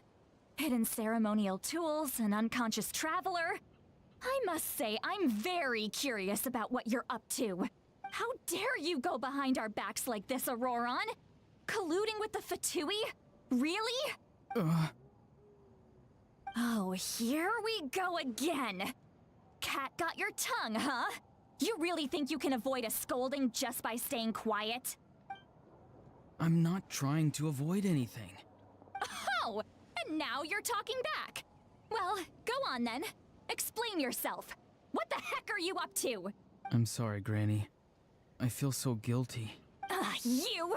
That's it! Where are my tools? I swear if I don't teach you a lesson right here and now, I'll... Wait, see, Molly! Please, calm down. We, still learned a lot of info, didn't we? Like the fact that the captain isn't trying to seize the Gnosis anymore. So, maybe just save the scolding for later, okay? Listen well, Auroron. You're only getting out of this now because of the Traveler's plea. This isn't over. You hear me? You're right, Traveler. Let's go. We can discuss this more back in the city. You two keep an eye on Auroron for me, okay?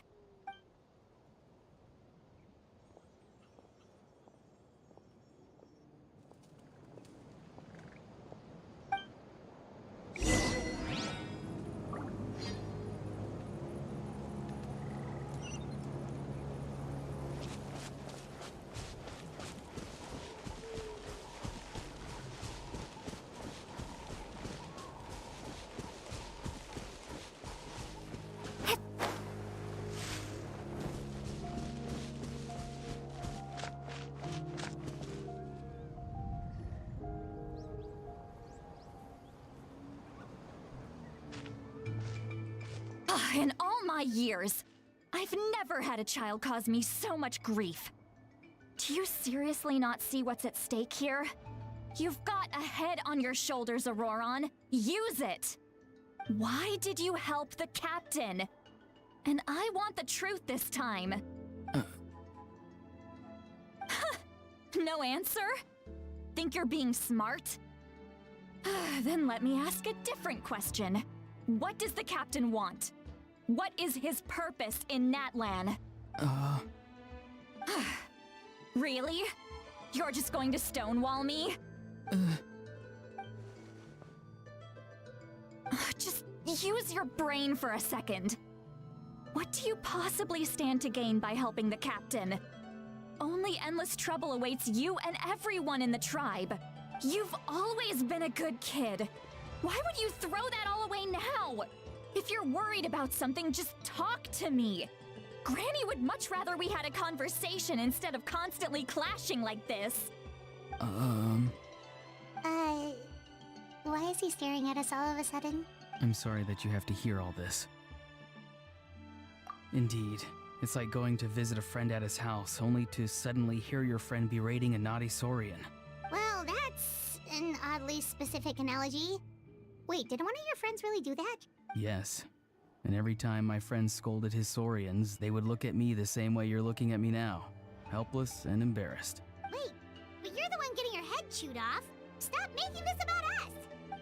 Indeed, you've got a point. Then please just hang in there for a little while longer. Granny should be done with her scolding session soon. Oh? You dare gossip between yourselves instead of listening to me? You... Sorry, Granny. Sorry, Granny. Sorry, Granny.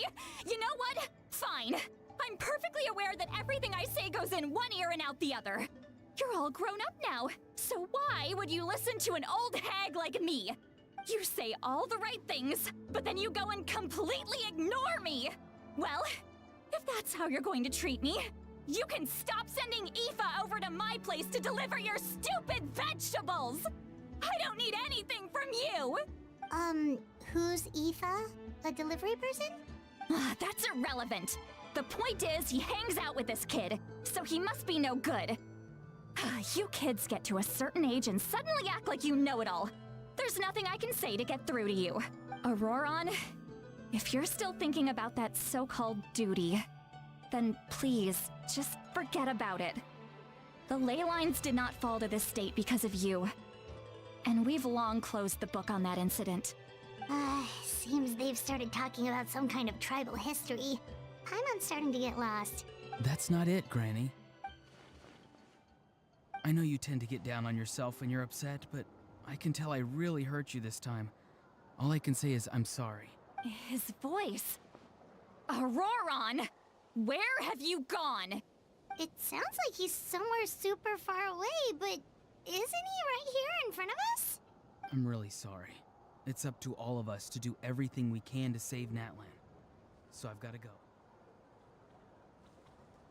Get back here this instant!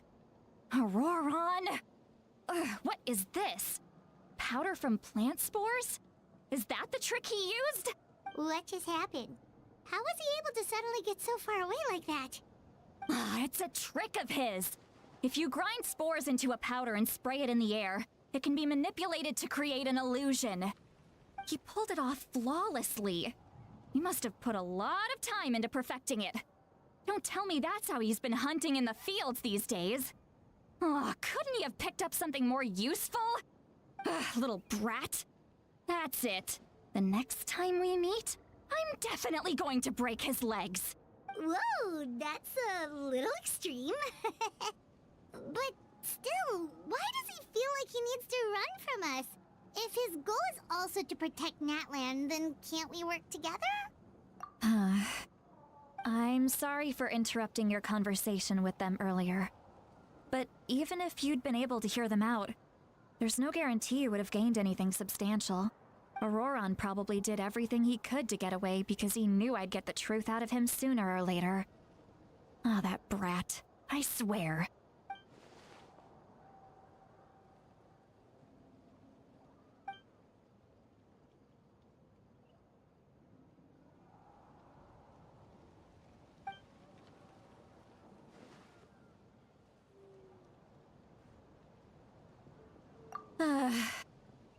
We've got quite a long walk back to the city. Let's take our time. It'll give me a moment to figure out how to explain all this.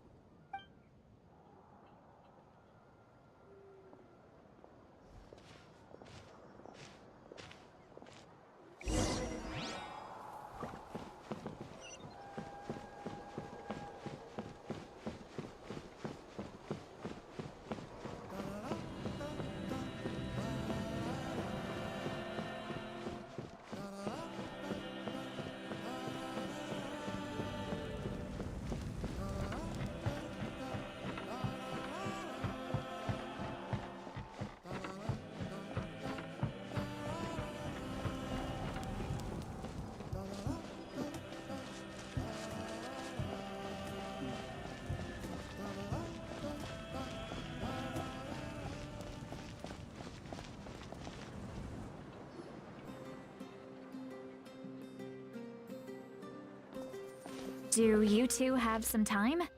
Feeling hungry? How about we get something to eat? All right, it's been a while since we last ate. Now that we can relax, Paimon just realized how hungry she is. Then let's go. We can find somewhere to sit down and talk. Food and drinks are on me. Really? You're not gonna take her offer? That's right. See, Lolly has gotten a lot quieter since Aurora ran away. She seems to be having a hard time. She's right. We're seasoned adventurers, so we're more than capable of paying our own bill. Hey, come on now. You won't even let me take you out for some food and drinks? I just wanted to treat you to a meal. Are you sure? We can save you some more. Mora is the least of my concerns. Besides, we're definitely due a meal after all the time we've spent together. Let me get this one. I might be an old hag, but I like to think I'm not completely useless. Sure, that's fine with us, but Paimon doesn't want you to be sad, sweet Lolly.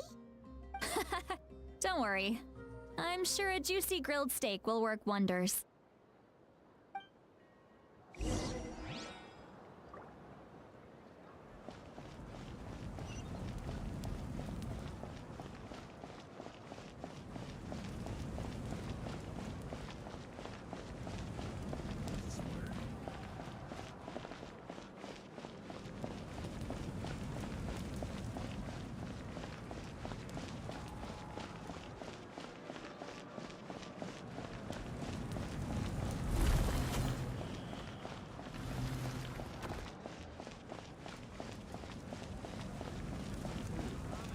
Must choose carefully. What do you need? What do you need?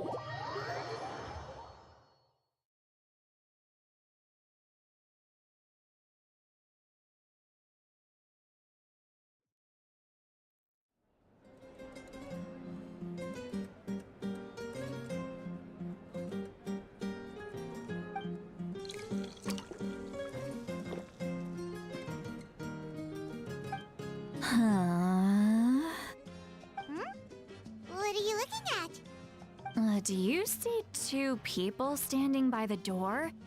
They look like spitting images of each other. Are they twins?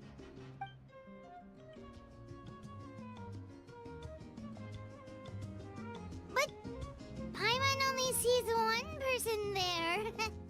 Huh? How could that be? I guess my mind isn't as sharp as it used to be.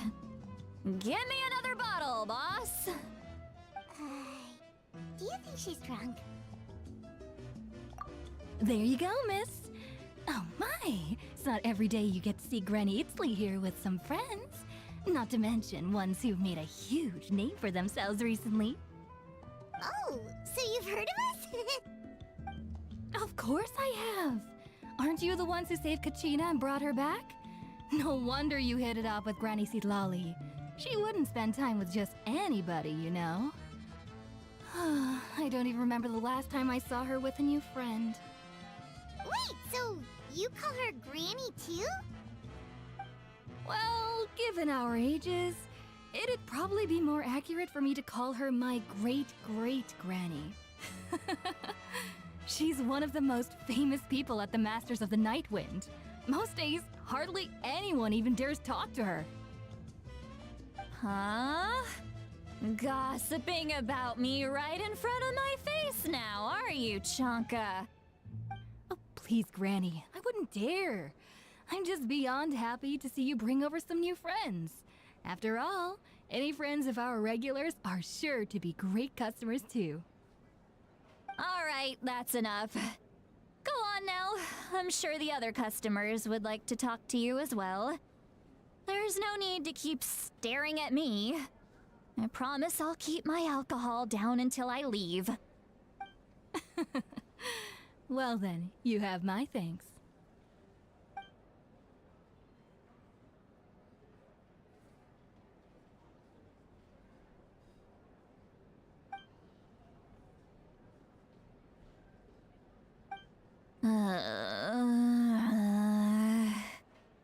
Seatlawi?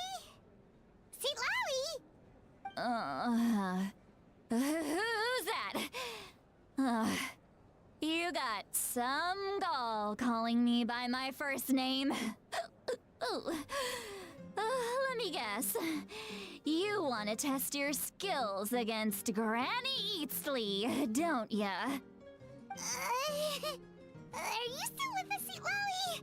You're kinda talking to no one. You chumps come around here, picking fights with me? Well, you know what happens next.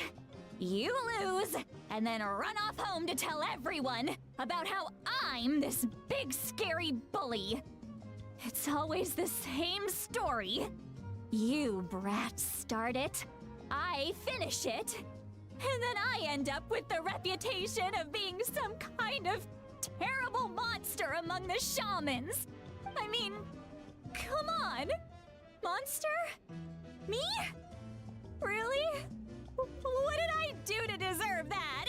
Granny Seatlawi, you're not a monster at all. Exactly. And while we're at it, I'm not some lazy slacker either. Between meditation, advising the chief, and speaking with the Wyab, I actually have a pretty packed schedule, you know. Oh yeah. And I have to mentor all the new kids. Hey, new kid. Yeah, you. Don't play dumb. Didn't I teach you how to find phlogiston? You see? I know my stuff. I'm a good teacher. You tell him. That's more like it. About dang time someone showed me a little respect. Yeah, Granny's a hard worker, all right. You can always rely on old Granny.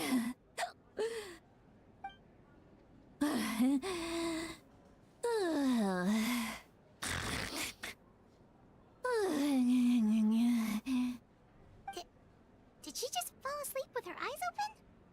Oh, jeez. Behind this pitch-black curtain, a chapter of hatred reveals itself. behind the smoke. The lingering smoke. Ah, she's meditating again. She does this whenever she's had a few too many drinks. Her mind's actually racing at this point. It's quite the opposite of sleep. Is this another specialty of the Masters of the Nightwind? No, I'd say it's an ability that's unique to Citlali herself. While she can easily pick up everyone else's skills and tricks, few have been able to master hers. Warning, warning. Red, the color of danger, has now arisen within that pair of eyes. Huh? Traveler? Paimon? What's wrong? I'm gonna hurl. Hang on, just keep it in. Phew. Okay, it's passed. That was a close one.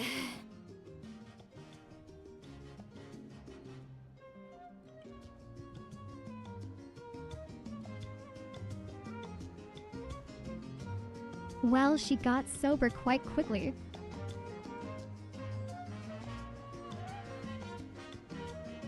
She reminds me of my dad, not gonna lie. You had Paimon worried! Paimon really thought you were about to barf all over the table just now! How embarrassing. I'm sorry you had to see me like that.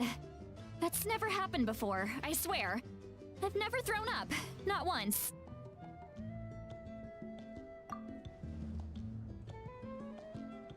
Are you feeling okay? Wanna take a quick walk and get some fresh air?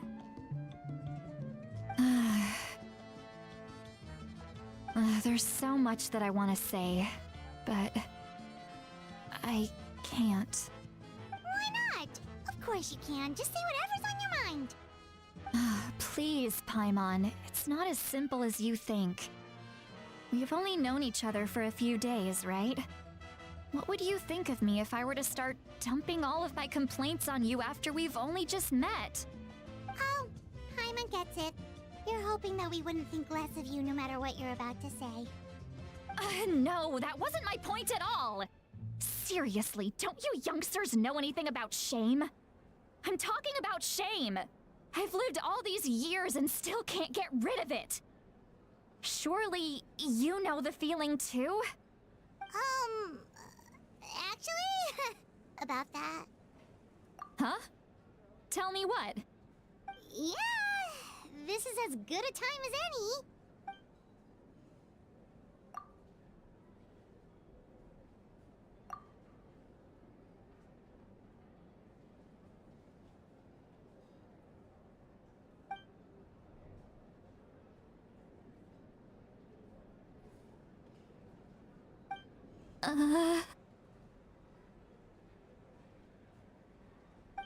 So, you heard my... It's okay, Citlali. You had every right to complain about those things. I can't take it anymore! Why do these things happen to me? Hearing me mumble under my breath is one thing, but hearing what I mumble in my own head? That's too much! It's just like when you're rolling on the floor in your pajamas, but you forget to lock the door, and someone bursts in to deliver cabbages and sees the whole thing! So that, happens to you a lot. It happens to people in general, okay?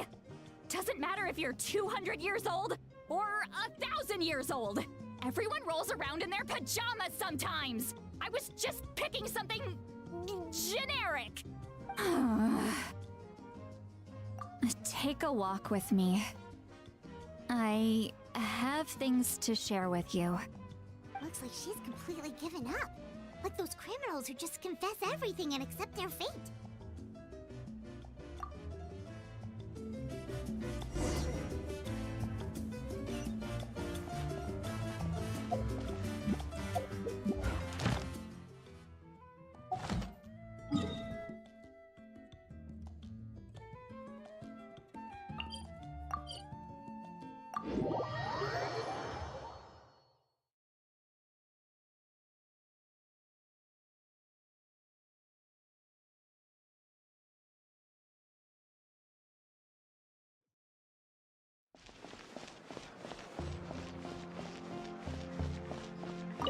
Ad Astra Abyss. Thank you for Ad Astra.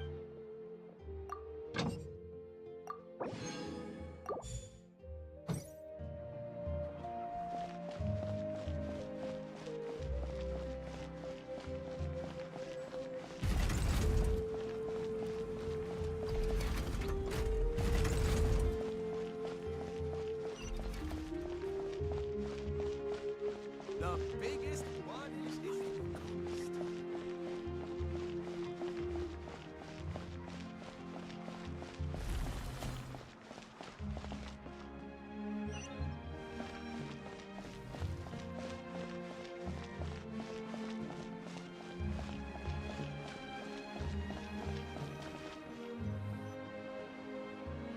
Well, great view, right? I love coming here by myself. Wow, it's beautiful! You're making me want to cry. Oh no, what do we do? Please don't cry! I was an expression, okay? A figure of speech. I'm just... embarrassed. Here you are thanking me. Even after you helped me all this time. Let's just have a casual conversation. It's easiest that way. Really? You don't seem like the kind of person who keeps things casual. Well, I guess I used to be more of a stickler for the rules. And you're right, I don't usually open up to the people of my tribe like this.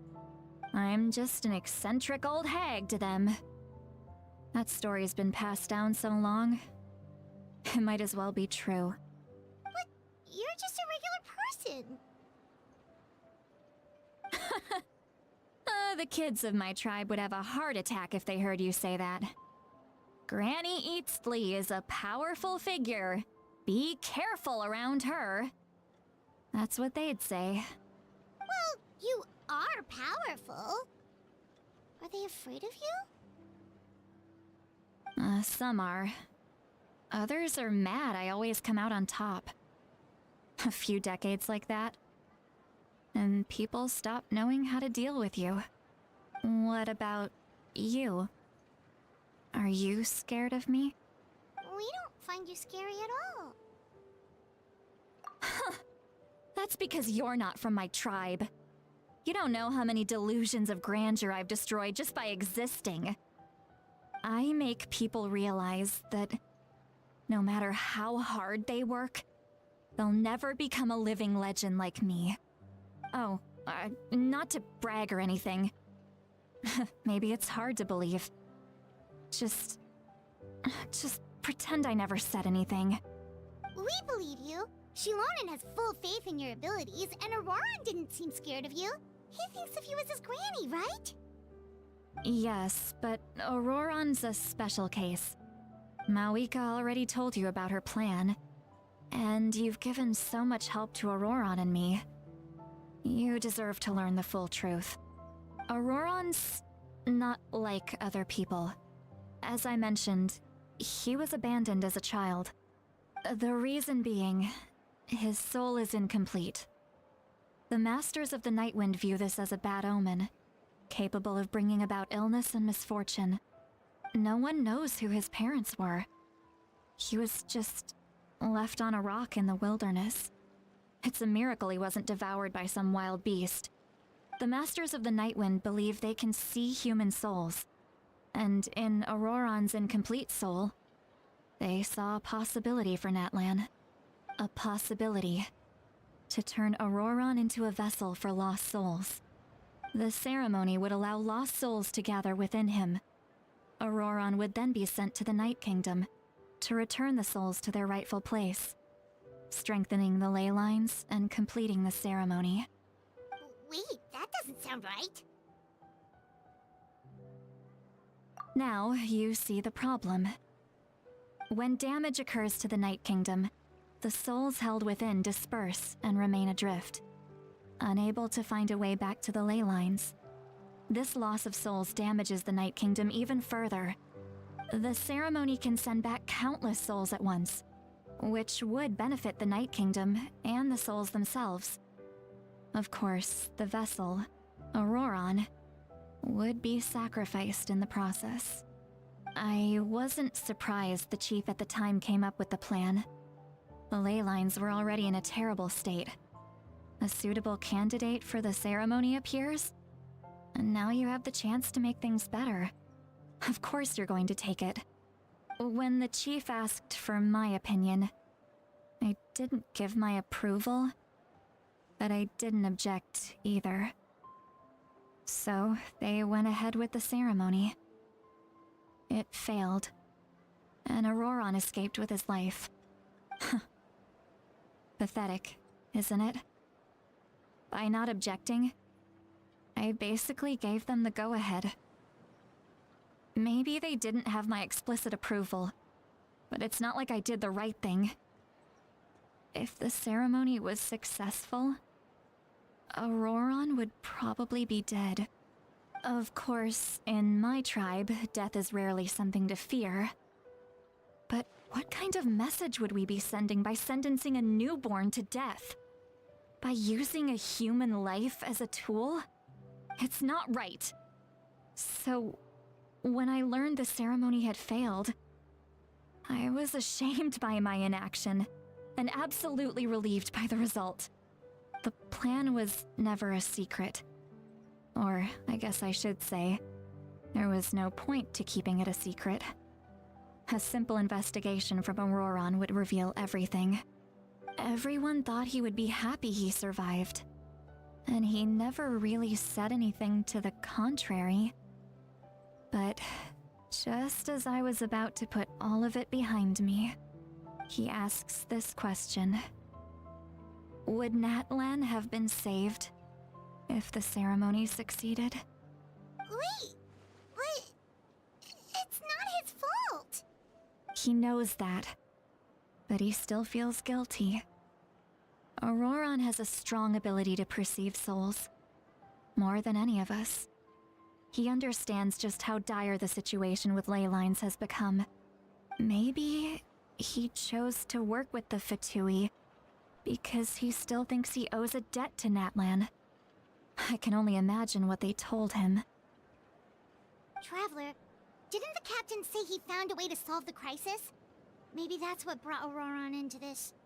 Anyway, we can't just let things go on like this. We have to convince him to come back. You don't look so good, Lolly. Maybe you should head back and get some sleep. Probably drank too much. It's okay. The fresh air is doing me good.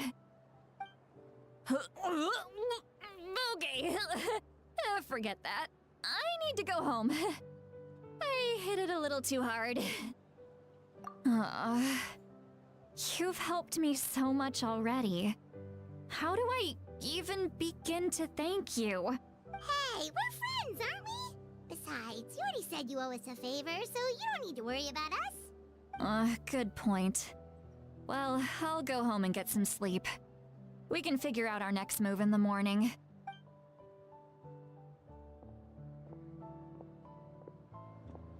Friends.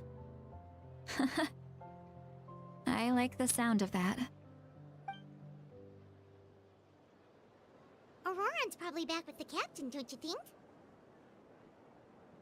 You mean about the backup plan? Do you really believe what the captain told us? Yeah, you're right. We should just go to her directly. But she's probably asleep. We can find her first thing in the morning. For now, let's... go to bed.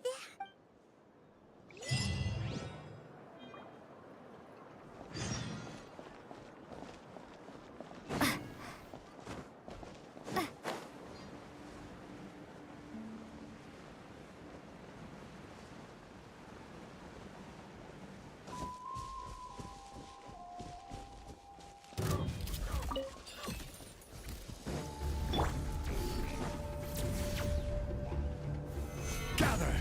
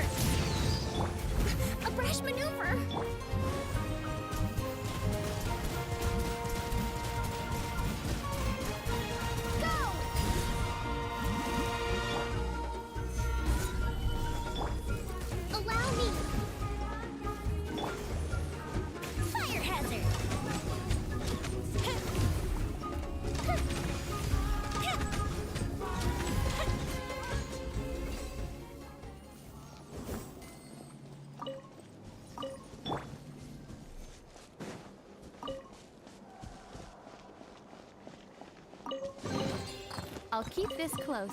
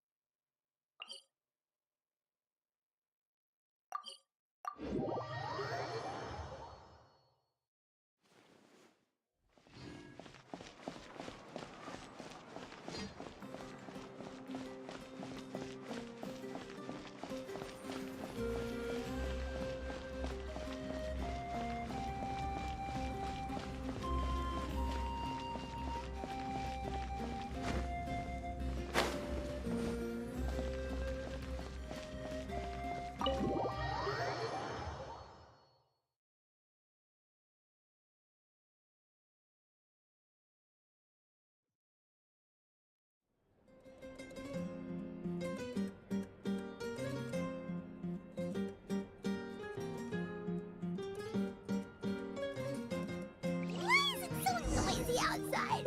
Pirates still haven't sleep. Well, guess we should see what's going on.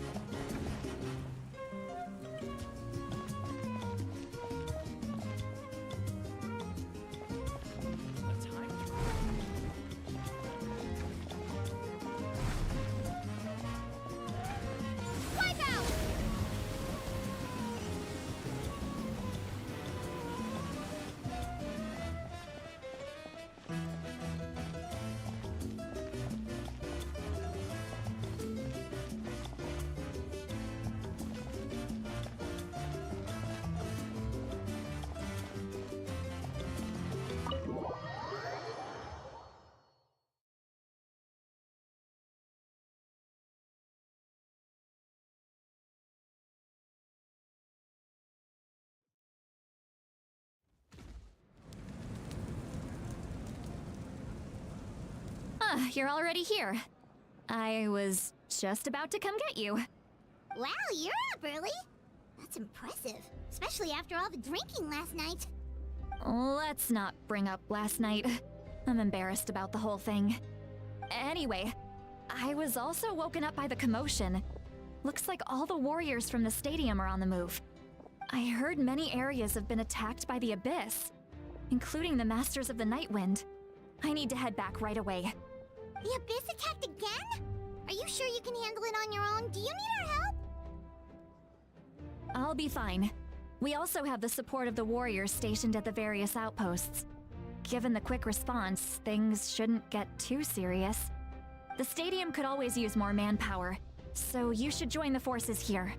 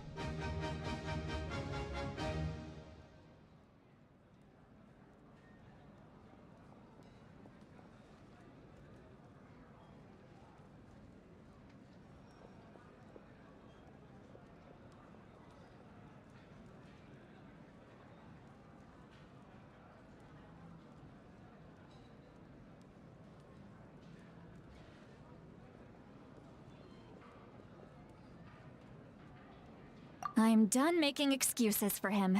He's not a child anymore. He needs to take responsibility for his actions.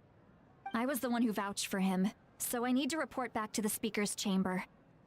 I'll accept however they choose to handle the situation. But I should be able to convince them to let me go back to my tribe first to deal with the attack.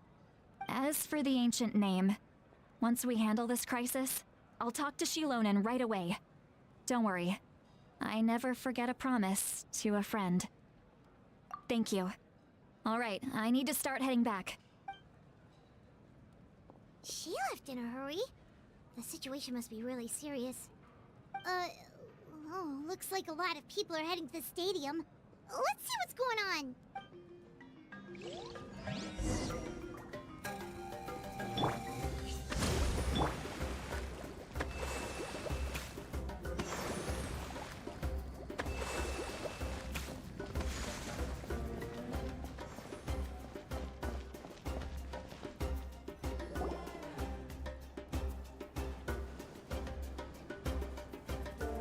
Traveler, over here!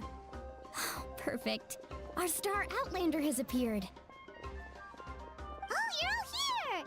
But, what's with the whole Star Outlander thing? Just my way of saying how awesome you are. We've got a real emergency on our hands, so this is the perfect time for you to show off your skills. Alright, but can we get a quick rundown of the situation first? The Abyss suddenly attacked the Collective of Plenty, the Masters of the Night Wind, the Children of Echoes, and a number of our camps and outposts in the wild. Yes, and the attacks are increasing in frequency. The tribes have plenty of defenses, so they're safe for now, but I can't say the same for the adventurers and merchants stuck in the wild. Chaska and I have been searching for survivors and treating the wounded. We just got back, but we need to head out again soon. I plan on heading back to the Collective of Plenty, just in case my tribe needs me. What about you, Mualani? Where are you gonna go? I'll go help the Children of Echoes. They're the closest, so I can start fighting right away. What about you guys? We could go together. Yeah, that does sound important. No worries. Just leave the Children of Echoes to us. Who knows? Maybe yours truly will have the Abyss on the run by the time you're finished. That would be pretty great, actually. I hope my tribe gets through okay. It'll be fine. Your tribe doesn't do all that bodybuilding for nothing. Let's part ways here for now. And most importantly, be careful, everyone. Oh, and some of us need to avoid getting contaminated by dangerous-looking substances. That will make my job a lot easier. Koichi, do we really have to do this now? It's alright. She's just looking out for everyone. Alright, let's hurry up and talk to the Pyro Archon so we can help the others.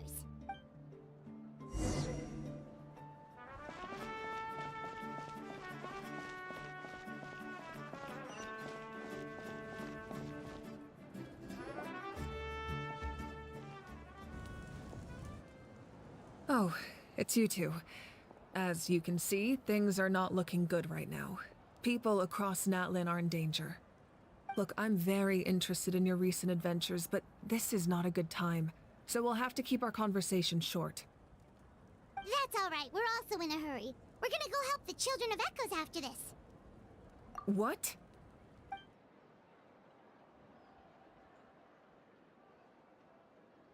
So he thinks my plan is too risky. He thinks I'm being stubborn. I shouldn't underestimate the Fatui's ability to gather intelligence. The Gnosis does have that function, but there's more to the story. I will answer you honestly, but you must help me keep this a secret.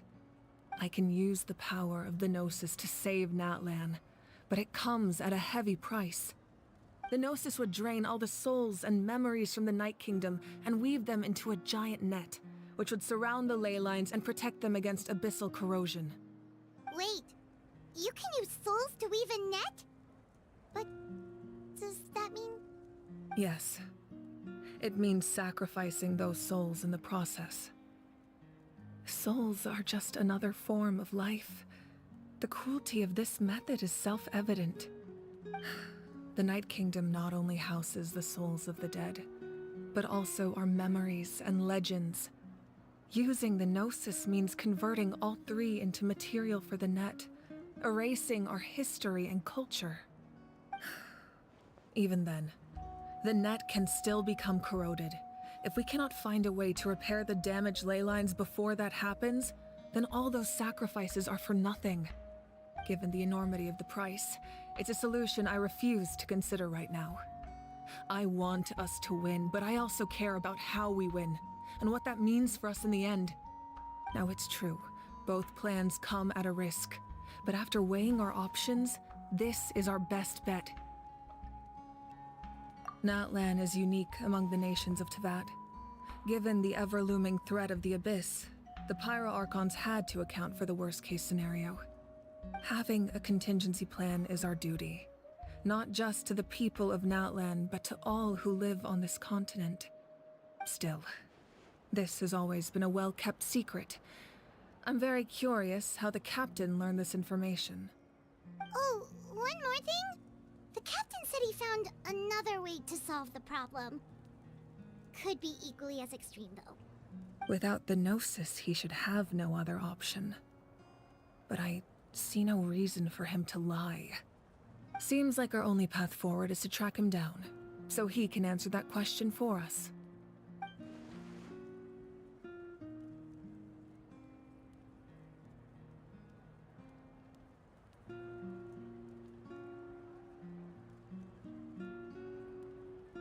Judging by your expression, you must have doubted me, even if just for a second.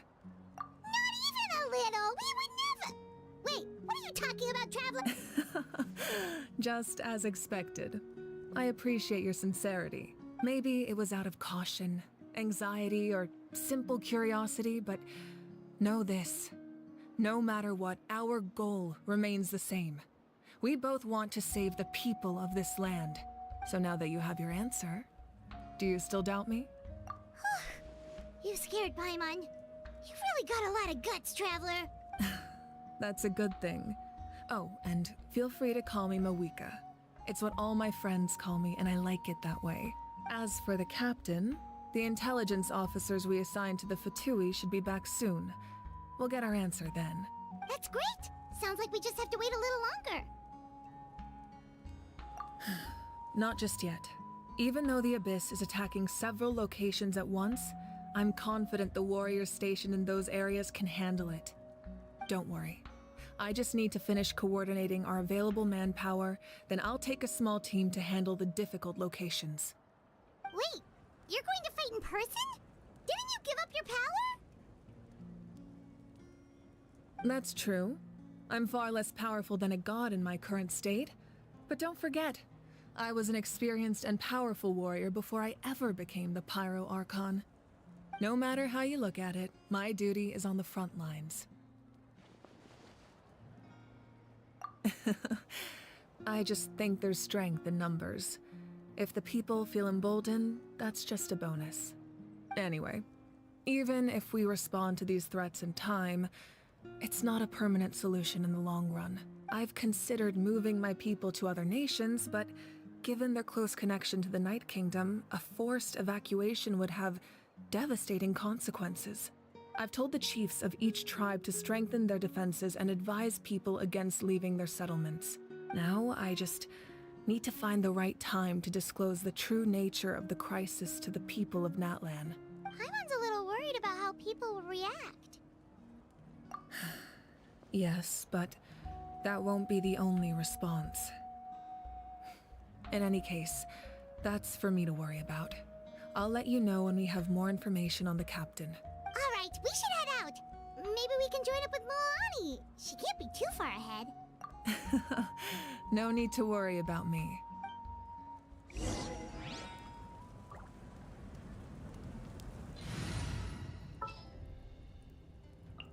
Hey guys, how's it going?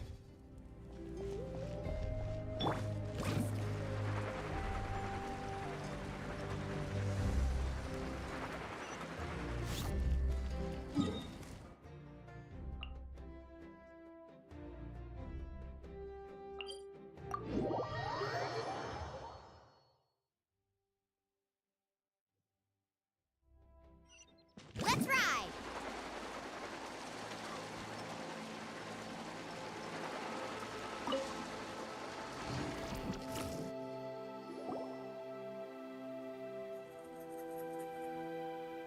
Quick, over here! To safety!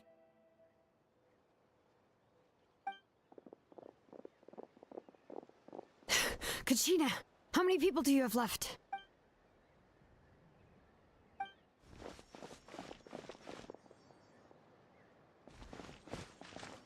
What's the situation? There's a trapped caravan that needs our help. We need to rescue them as soon as possible. We'll go together.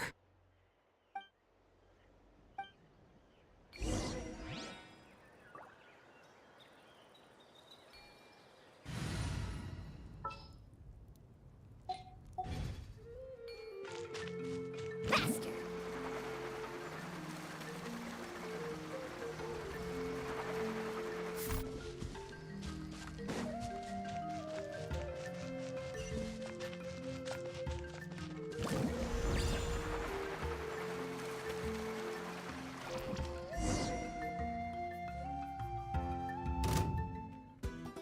Stay safe. We've got this.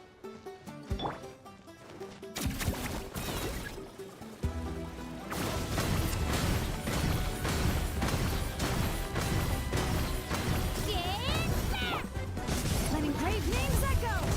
Bring it!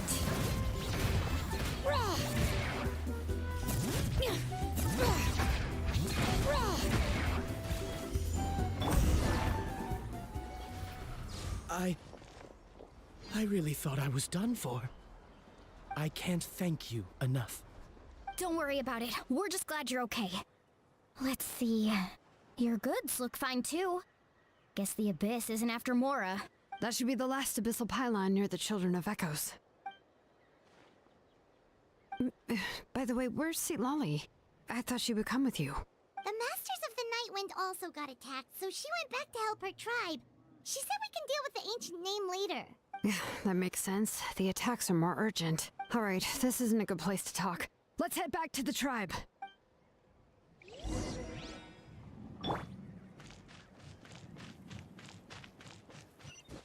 Carving waves!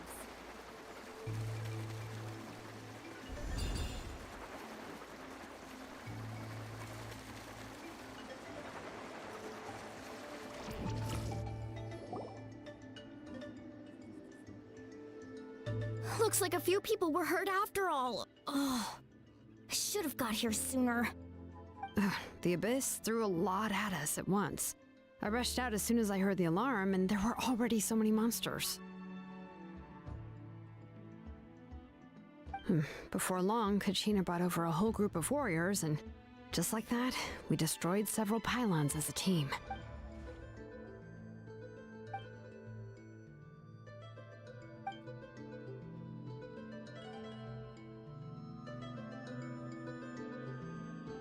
You mean the situation in the Night Kingdom, right? Yeah, I feel the same way. We've managed to keep it a secret all this time, but more and more people are realizing something's wrong.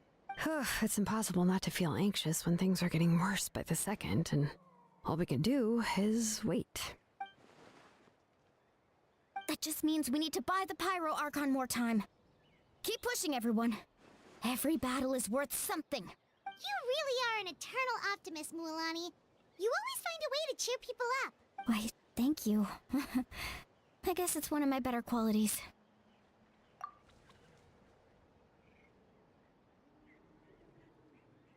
So, specifics aside, the Pyro Archon confirmed the Gnosis can resolve the crisis, but it comes at a huge price.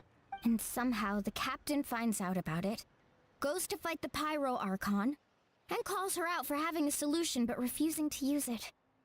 Honestly, if he has the same information as us, I can't really blame him.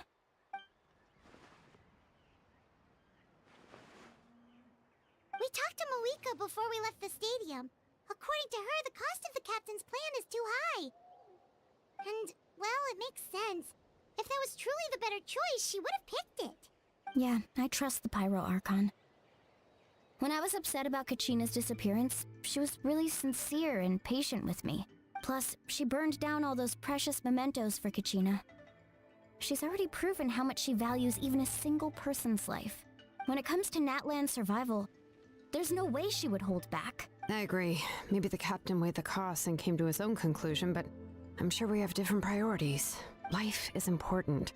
but so are history and memory. As the Archon, she can't tell us everything, but it seemed like she wasn't holding anything back this time. The next question is, if the captain found a new way to save Natlan, how come the Pyro Archon has never heard of it?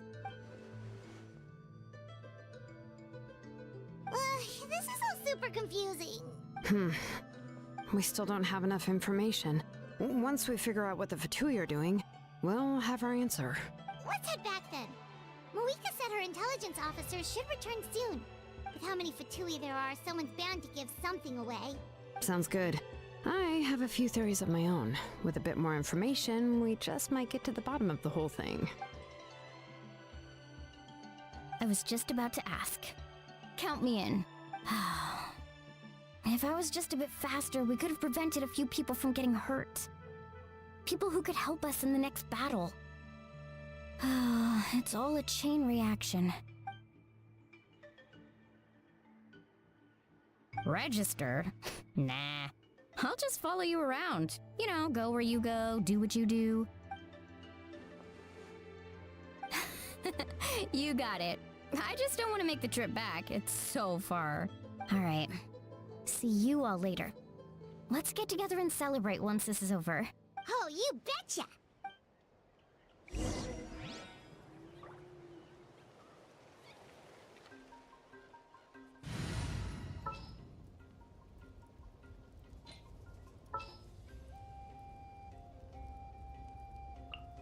We're companions!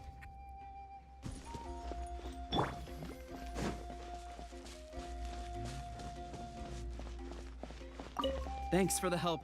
I'll take them back to the tribe.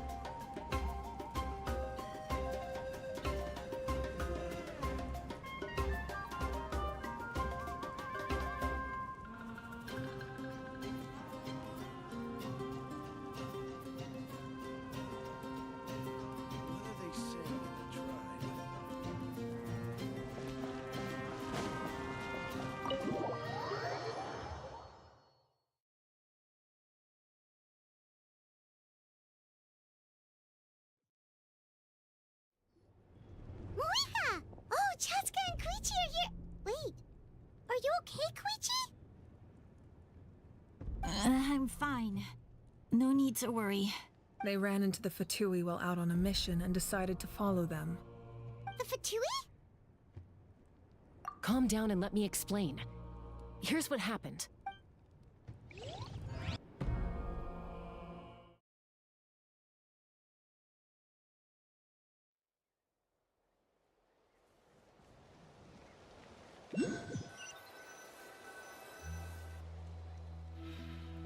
Watch out.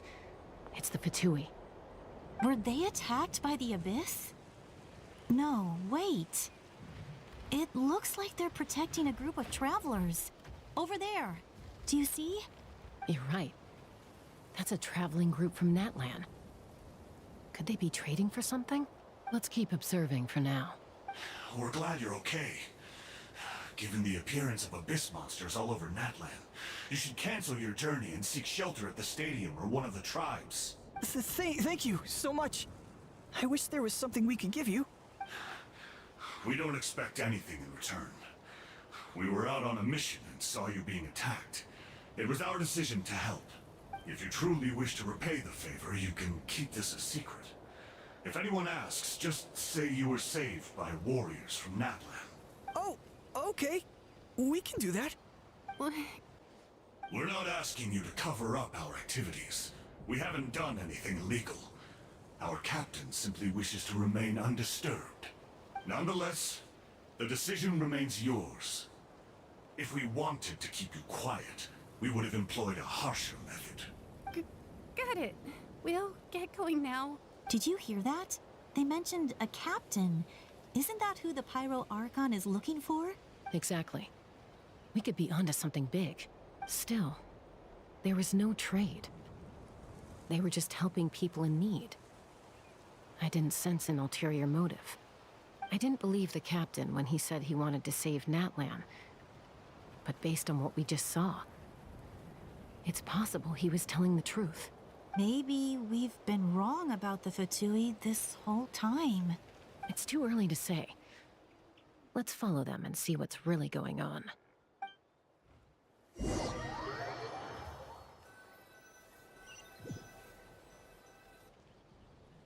So this is where they were headed. Looks tricky. It's heavily guarded on all sides.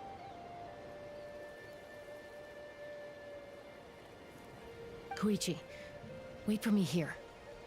I'll go in and check it out. Oh, no you don't. How are you planning to get through all the guards? Look, I can use this terrain to my advantage. With our tribe's special way of getting around, I doubt they'll see me coming. We still can't see anything on the inside. What if you can't find cover? You won't have anyone to watch your back if you go in alone. The more heavily guarded the location, the more valuable the secrets. Even if the captain isn't here, we can still figure out what the Fatui are planning. That intel is worth the risk.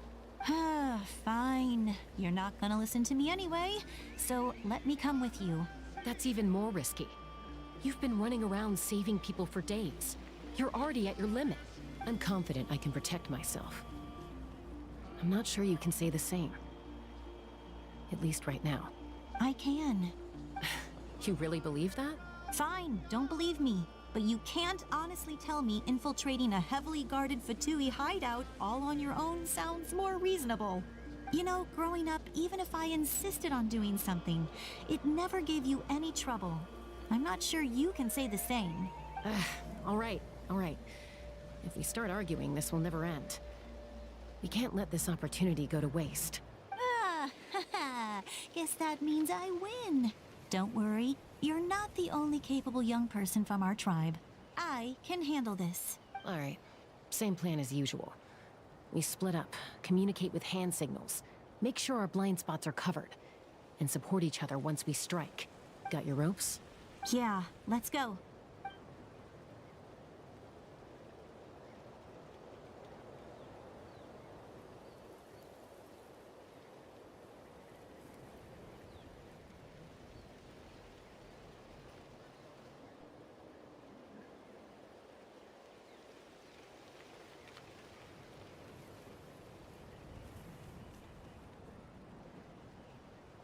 The Fatui have eyes all over this place. I should wait for Koichi's signal.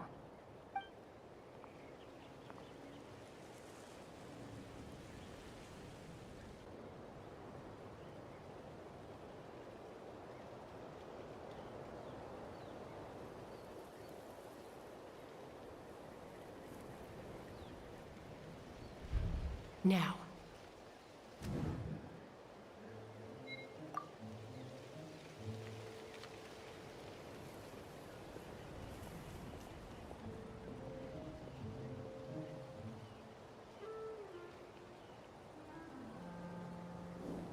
Not sure how many chances I'm gonna get.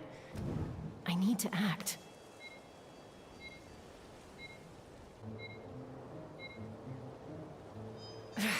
I've been spotted. The Fatui have eyes all over this place.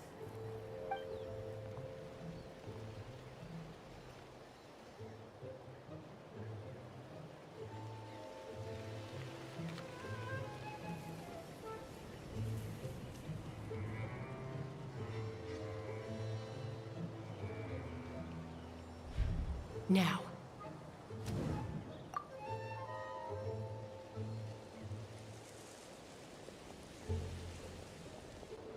This looks painful when I fail once. Not not sure how many chances I'm gonna get. I need to act.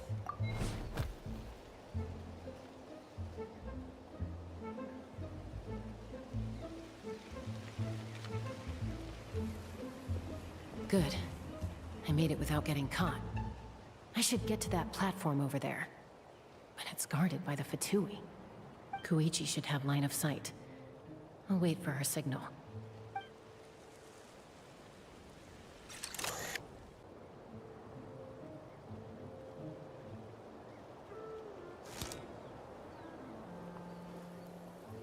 That's it. Now's my chance.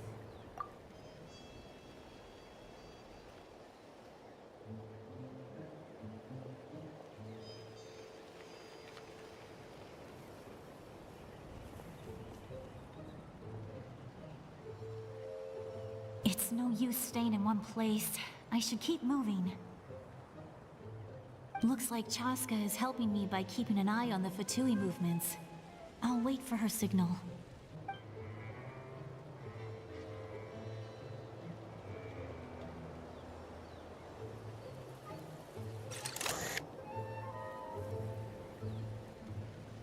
Time to move.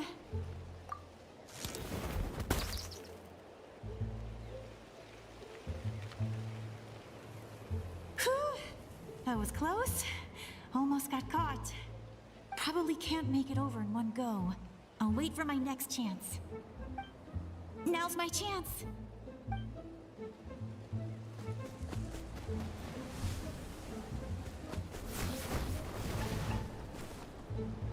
I made it!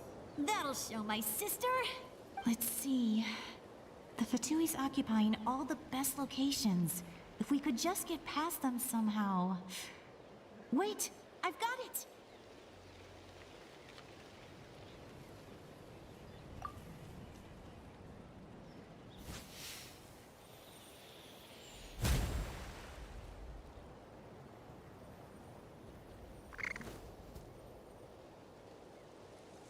Huh?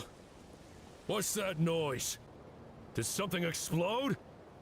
Oh, it stings! What the heck is that? What do you think you're doing? I could ask you the same thing! Good, they're arguing. Looks like they just needed an excuse. They've probably had enough of this job already. The people on the hill over there left to help their comrades. This is our chance.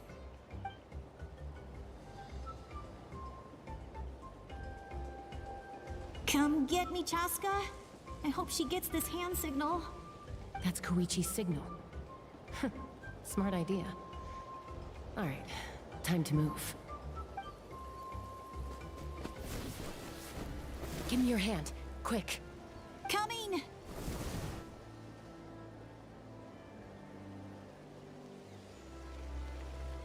I checked, and this way is completely clear. It should lead us to the deepest part of this place.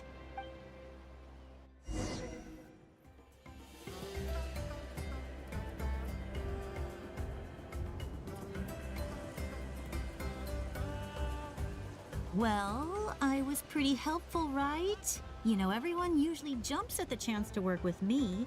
Not my own sister, though. No, she avoids me like her life depends on it. I was wrong, Koichi. You've done well. Wait, you're just gonna admit it? Now I look like the mean one. Let's focus on the task at hand. We're in the heart of enemy territory. The more time we waste, the more dangerous this becomes. All right. If you're not gonna take the bait, then I'll drop it.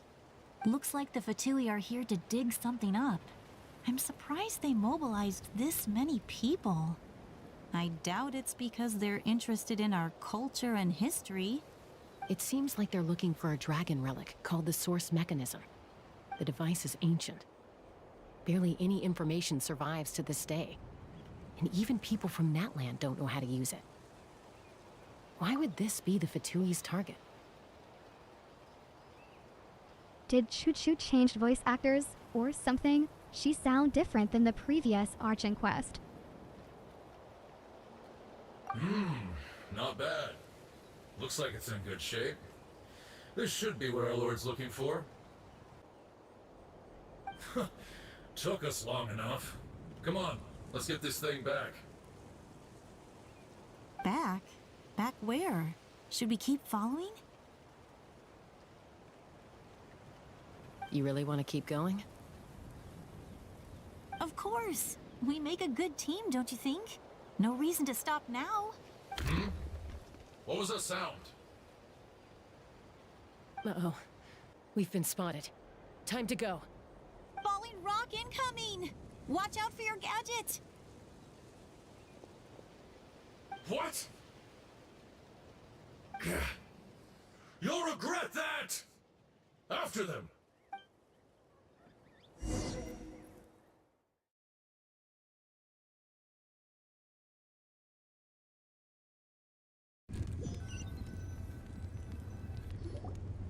Once we got them off our tail, we went back to observe some more. They'd collected several identical pieces of something. It looked like they were waiting, though. So we decided to come back. So, Koichi got injured trying to get them off your tail? She pushed herself too hard and collapsed on the way back to the stadium. Well, I didn't cause you any trouble while we were fighting, right? So my perfect record remains. You've done very well.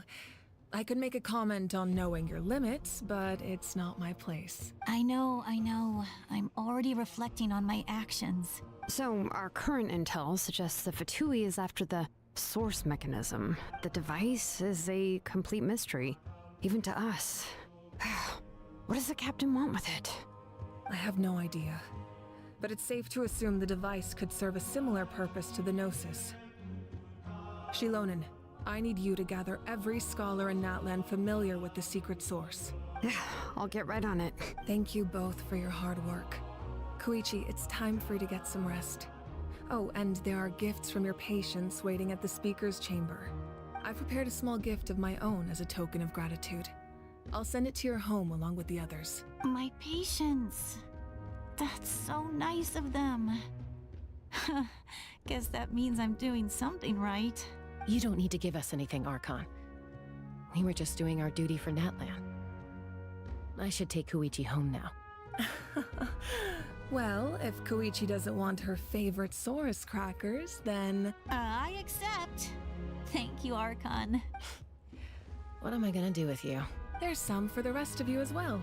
They're one of my favorites too, so don't be shy. I'll start investigating the source mechanism right away. If I learn anything, you'll be the first to know. Yummy snacks!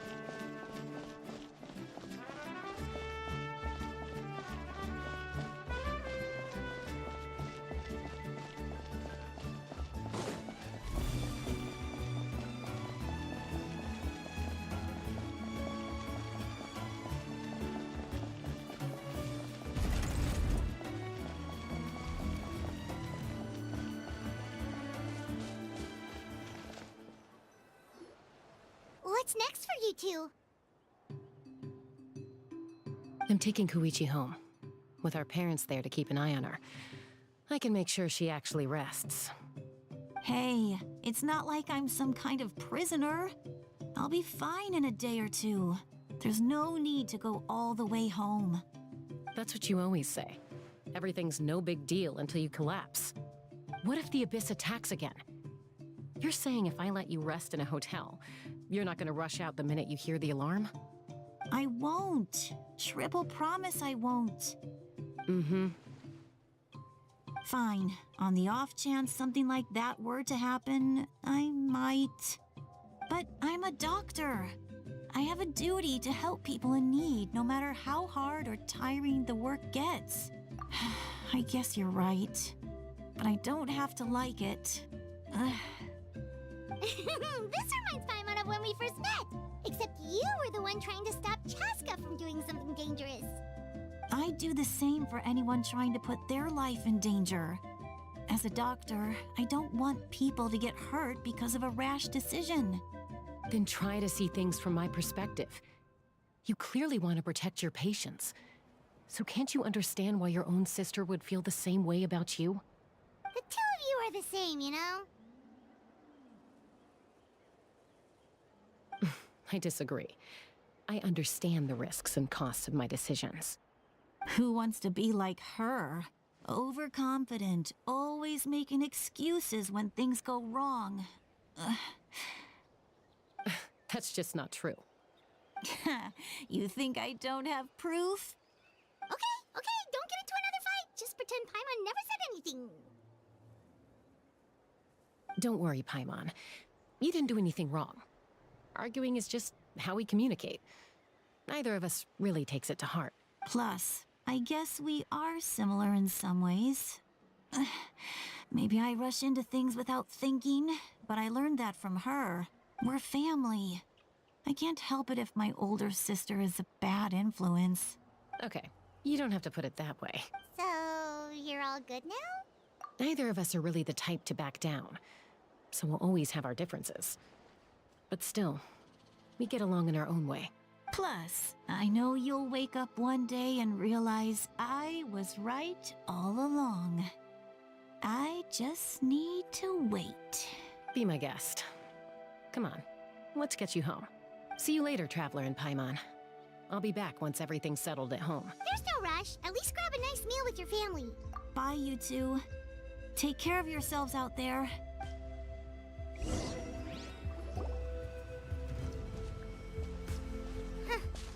Those two will probably make up for real at some point, right? Well, we've learned a lot. Let's go over everything that we know so far.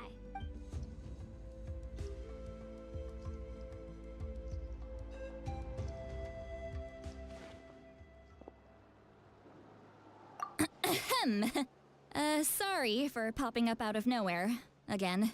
Why do you look so awkward? Oh, is there something you need from us? Okay, I won't beat around the bush. Oh, and I'm sorry for interrupting your rest. I'll treat you to some charcoal grilled steak to make up for it. Awesome! Just give us your orders. Hey, friends don't order each other around. I'm just here to share some news. Remember what we talked about before parting ways? Oh yeah, you mentioned how Auroron has always wanted to save Natlan, and something about his soul being fragmented. Paimon and the Traveler discussed it after you left, and we think Auroron is probably back with the captain. What do you think? I agree with your hypothesis. And just now, I confirmed it myself.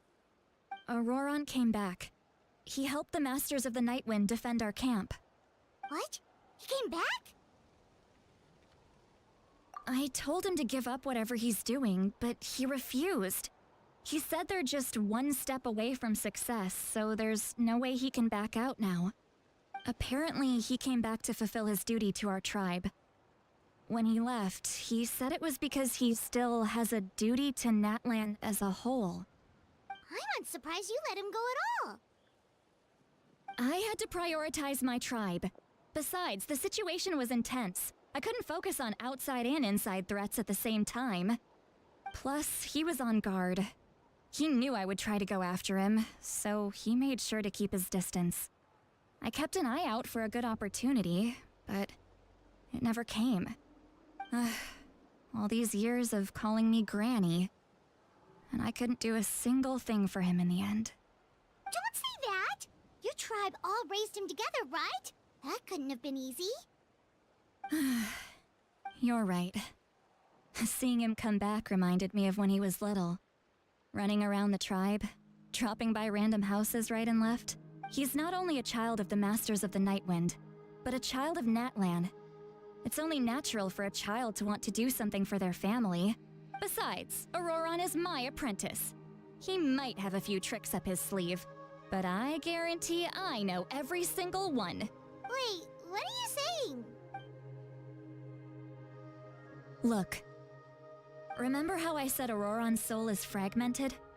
This is the talisman I created to keep it stable, and this gem is what makes the talisman work. It just so happens that Auroron is due for a gem replacement. Since I can't get close to him, I put the new gem in a supply bag and asked Aoife to bring it to him. You guys know Aoife, right? No? Well, he's a pretty famous vet around these parts. He's always bringing me all sorts of things, and he happens to be very good friends with Auroron. Aoife doesn't know what's going on, so he agreed, no questions asked. Auroron would find the gem as soon as he opened the bag. He knows how important it is, so I knew he would make the switch. He probably suspected that I tampered with it. But here's the catch. The trick is on the bag. The moment he touched it, a portion of his memories were copied onto the old gem, which he no longer needed. That's amazing. You can do something like that? Most people can't, but I can. That trick he used to bring you to the Night Kingdom isn't anything special, by the way. My technique is much more subtle. He won't notice anything. So in other words, we have a whole backup of Auroron's memories in this gem. The kid thinks he can take me on? Like I wasn't the one who taught him everything he knows?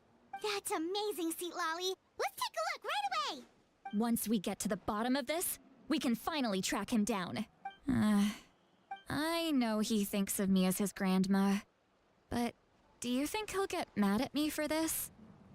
You can be honest. Huh, that's a tough question. Paimon doesn't have a grandma, so she's not the best person to ask. To be honest, I've always doubted my ability to look after him. I didn't stop the ceremony all those years ago, and now I'm useless again. But if I stop here, it will haunt me until I'm 500 years old. Every night I'll wake up in a fit of anger. Yeah, you're right. First anger, then tears. Oh, wait! Who are you calling a crybaby? You're just making it worse, Traveler. I need to look at his memory. Even if he resents me, refuses to see me, or runs away for good, I don't care. And I won't blame him. A family does whatever it takes to protect their own. You sure you'll be okay? We can come with you if you want. Did you just say you'll... Is that okay? We have a pretty good reason to see it too, don't we? Because, right, we need leads on the Fatui. You... fine. You can come. Just promise me you'll see this through. No backing out. Got it? Don't worry, we're professional adventurers. Then I place my trust in your professionalism. All right, time to sneak into someone else's memory and engage in some... unwanted spying. You heard it here first. I wouldn't be doing this if I had any other choice. Are you ready?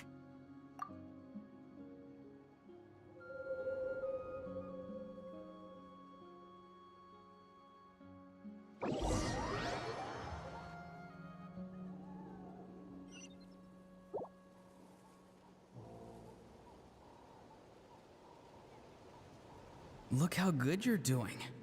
You'll grow into nice big radishes in the future. And you? Aoife says you're taking up too much space, but I think you're a good tree. What do you think? Hey! How's it going, Auroron? Good. How are you, Uncle Okanbi? Can't complain. What you up to? Naming your vegetables again? No, just some idle conversation. Sounds fascinating. What did they say? They told me you were coming and that you would take some produce with you. Only if you're offering. By the way, I ran into Aoife yesterday. He told me Chaska's fostering a saurian at his place. Said the thing trampled over a part of your radish garden. I hope you two didn't get into a huge fight. No, don't worry. I'll find a way for him to make it up to me. I've already wrapped your share of the produce. Here you go. You really knew I was coming. That's pretty amazing. Light up the smoke and you can see the path through the shadows. That's what everyone says. Hey, Have you seen that strange group of people that just appeared out of nowhere? Appeared out of nowhere? I don't think so. It's the Fatui. Their leader seems like a big deal. He didn't bring many men with him, but they're all elite warriors. It seems like they're looking for someone, but I wouldn't go around asking too many questions. If you run into them, be careful.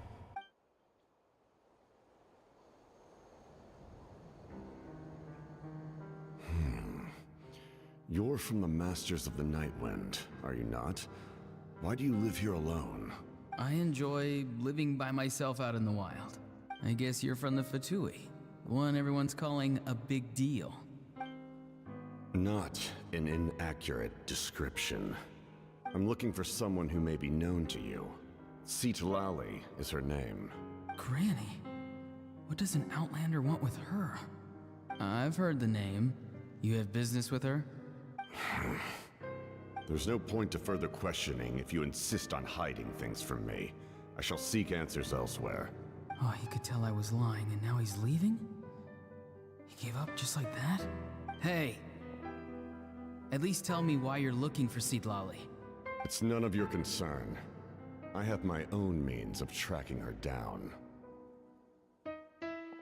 Why are the Fatui looking for her? What does she have to do with them? I can't just let them go like this. I have to figure out what they're planning.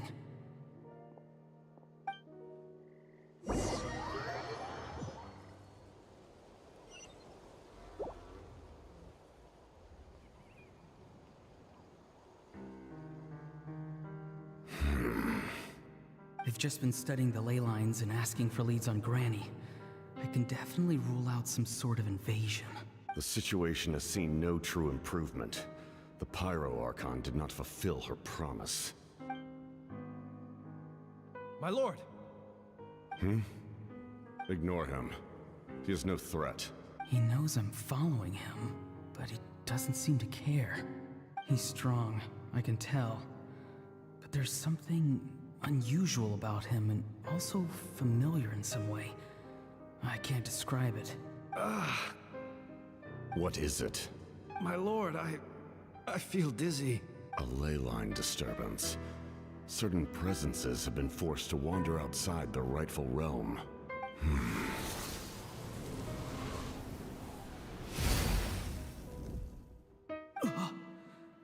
That was a spell from the Masters of the Nightwind. How did he know that? Is he sending those escaped souls back into the ley lines? How did he do that so easily? Soulfaring is supposed to be extremely difficult. This could be related to why he's searching for Granny. I feel much better. Thank you, my lord. Think nothing of it. Stay vigilant, and continue to gather information. The Abyss could attack at any moment. If you notice any irregularities, assume drill formation and be prepared to fight. However, there's no reason to over-engage. Information is our first priority. Yes, sir. Why are the Fatui fighting against the Abyss? Do they really mean us no harm?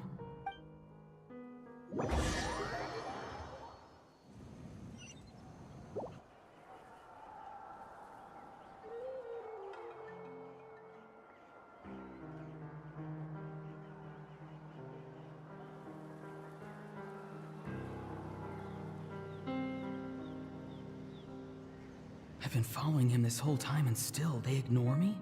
Do they really not care? It seems like his subordinates refer to him as the captain.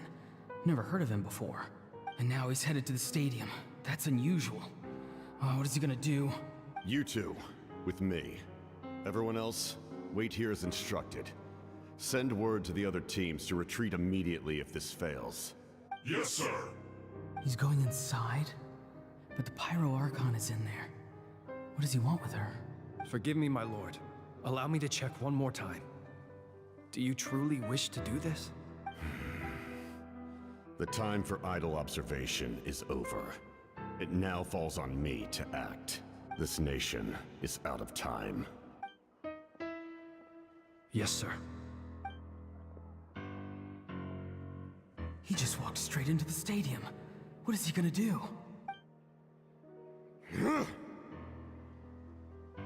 They're both incredibly strong. How long will they have to fight until someone comes out on top? Oh, Wait, this feeling. Just like the other day near the ley lines, it's faint, like a soul's trying to escape. Where is it coming from? Is that why he's looking for Granny? If he dies here, then all clues will be lost. I can't let that happen.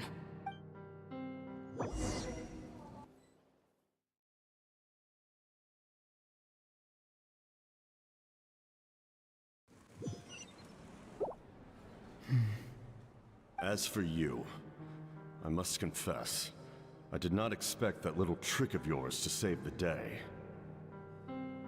No matter how dense the fog, as long as the sun remains, we cannot turn day into night. She could have dispelled it. She simply chose not to. You don't have much time, and you're injured on top of that. What do you plan to do next? I'm beginning to see just how useful you may turn out to be. You heard something from here, didn't you?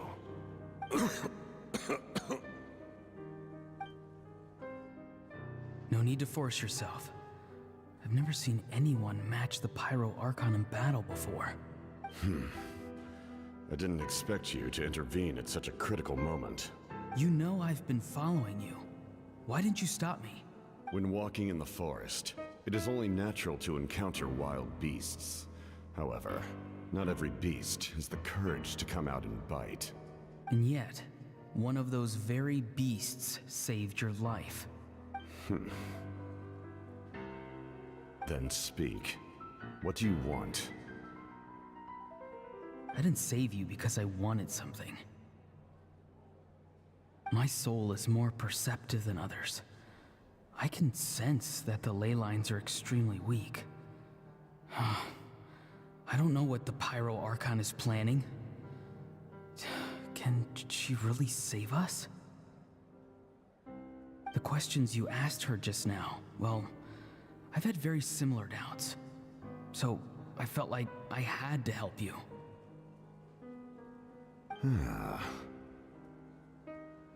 So, you can tell the truth. That was quite a reckless decision to make. I'm not sure you realize that. There's no turning back for me now. What I did back there is going to get me in a lot of trouble. You attacked the Pyro Archon in broad daylight, and I used my spell to save you.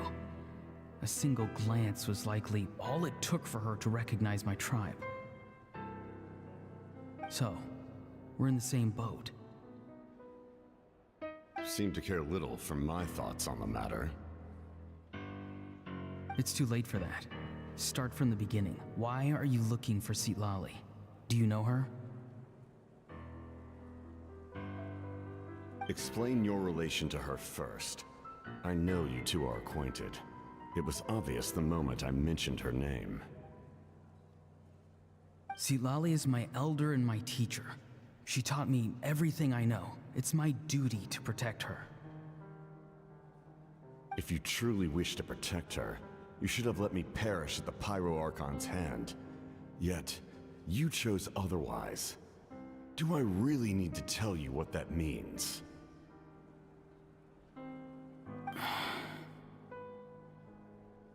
I want to do something to change Natlan for the better. Something I can accomplish with my own two hands. You're stranger than anyone I've ever met. But maybe, just maybe, you can show me the way. Strange? Stella is said to be the legendary Granny Eastly, someone capable of communicating with the Wyub, and the Wyub are the key to information on the Night Kingdom. Why do you need knowledge on the Night Kingdom?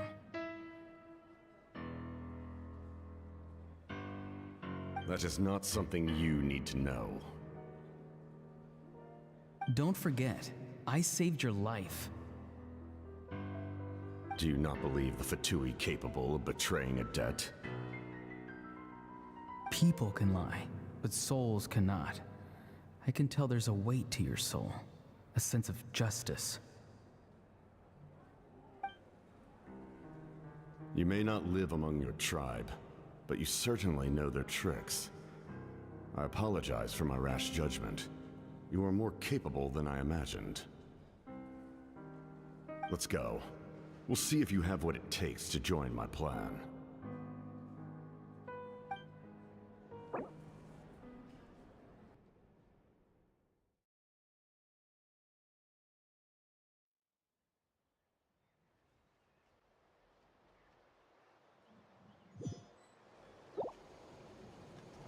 I see. Interesting approach. Worth trying, I think.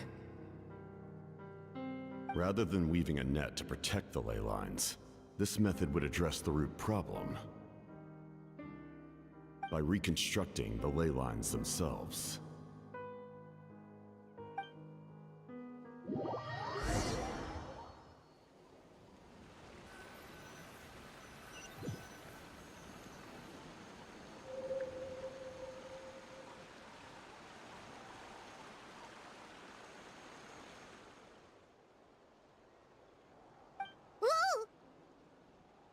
Traveler, Paimon. Are you two alright? Paimon's fine, just, a little dizzy. Of course. I'm so mad at him. After everything, he still can't let go of the past. For some reason, he thinks he owes something to the people who cared for him. Stubborn, self-righteous fool. Where's that gonna get him?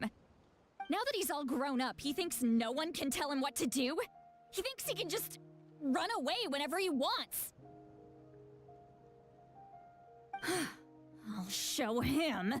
If he tries to run one more time, he's got another thing coming. Maybe stubbornness runs in the family.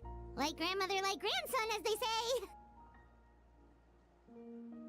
Is that supposed to be a compliment? Huh, that kid's got nothing on me.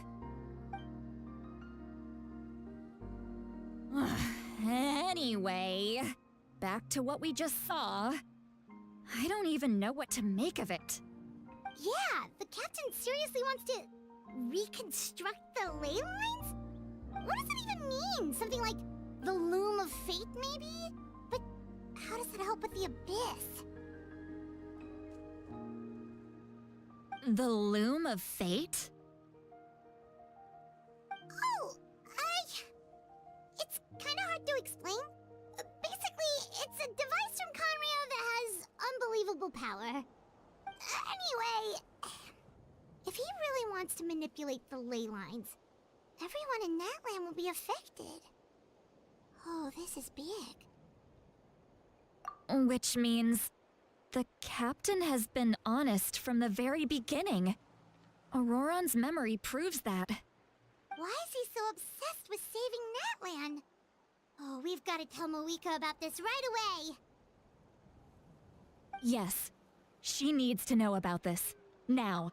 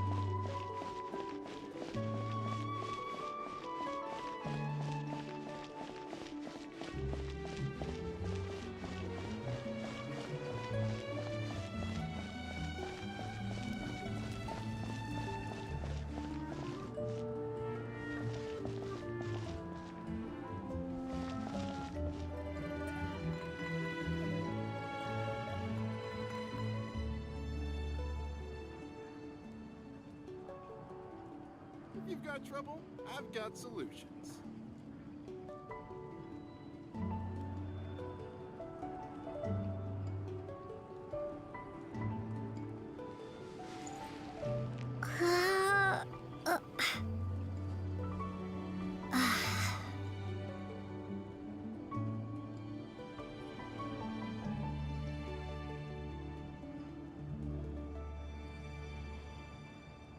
Yeah, the stream has been very long. I think I have to drop it here.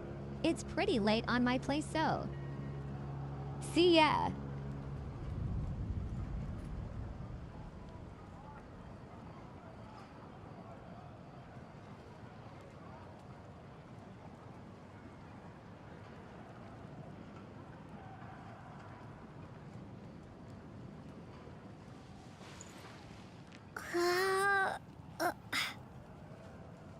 If you've got trouble, I've got solutions.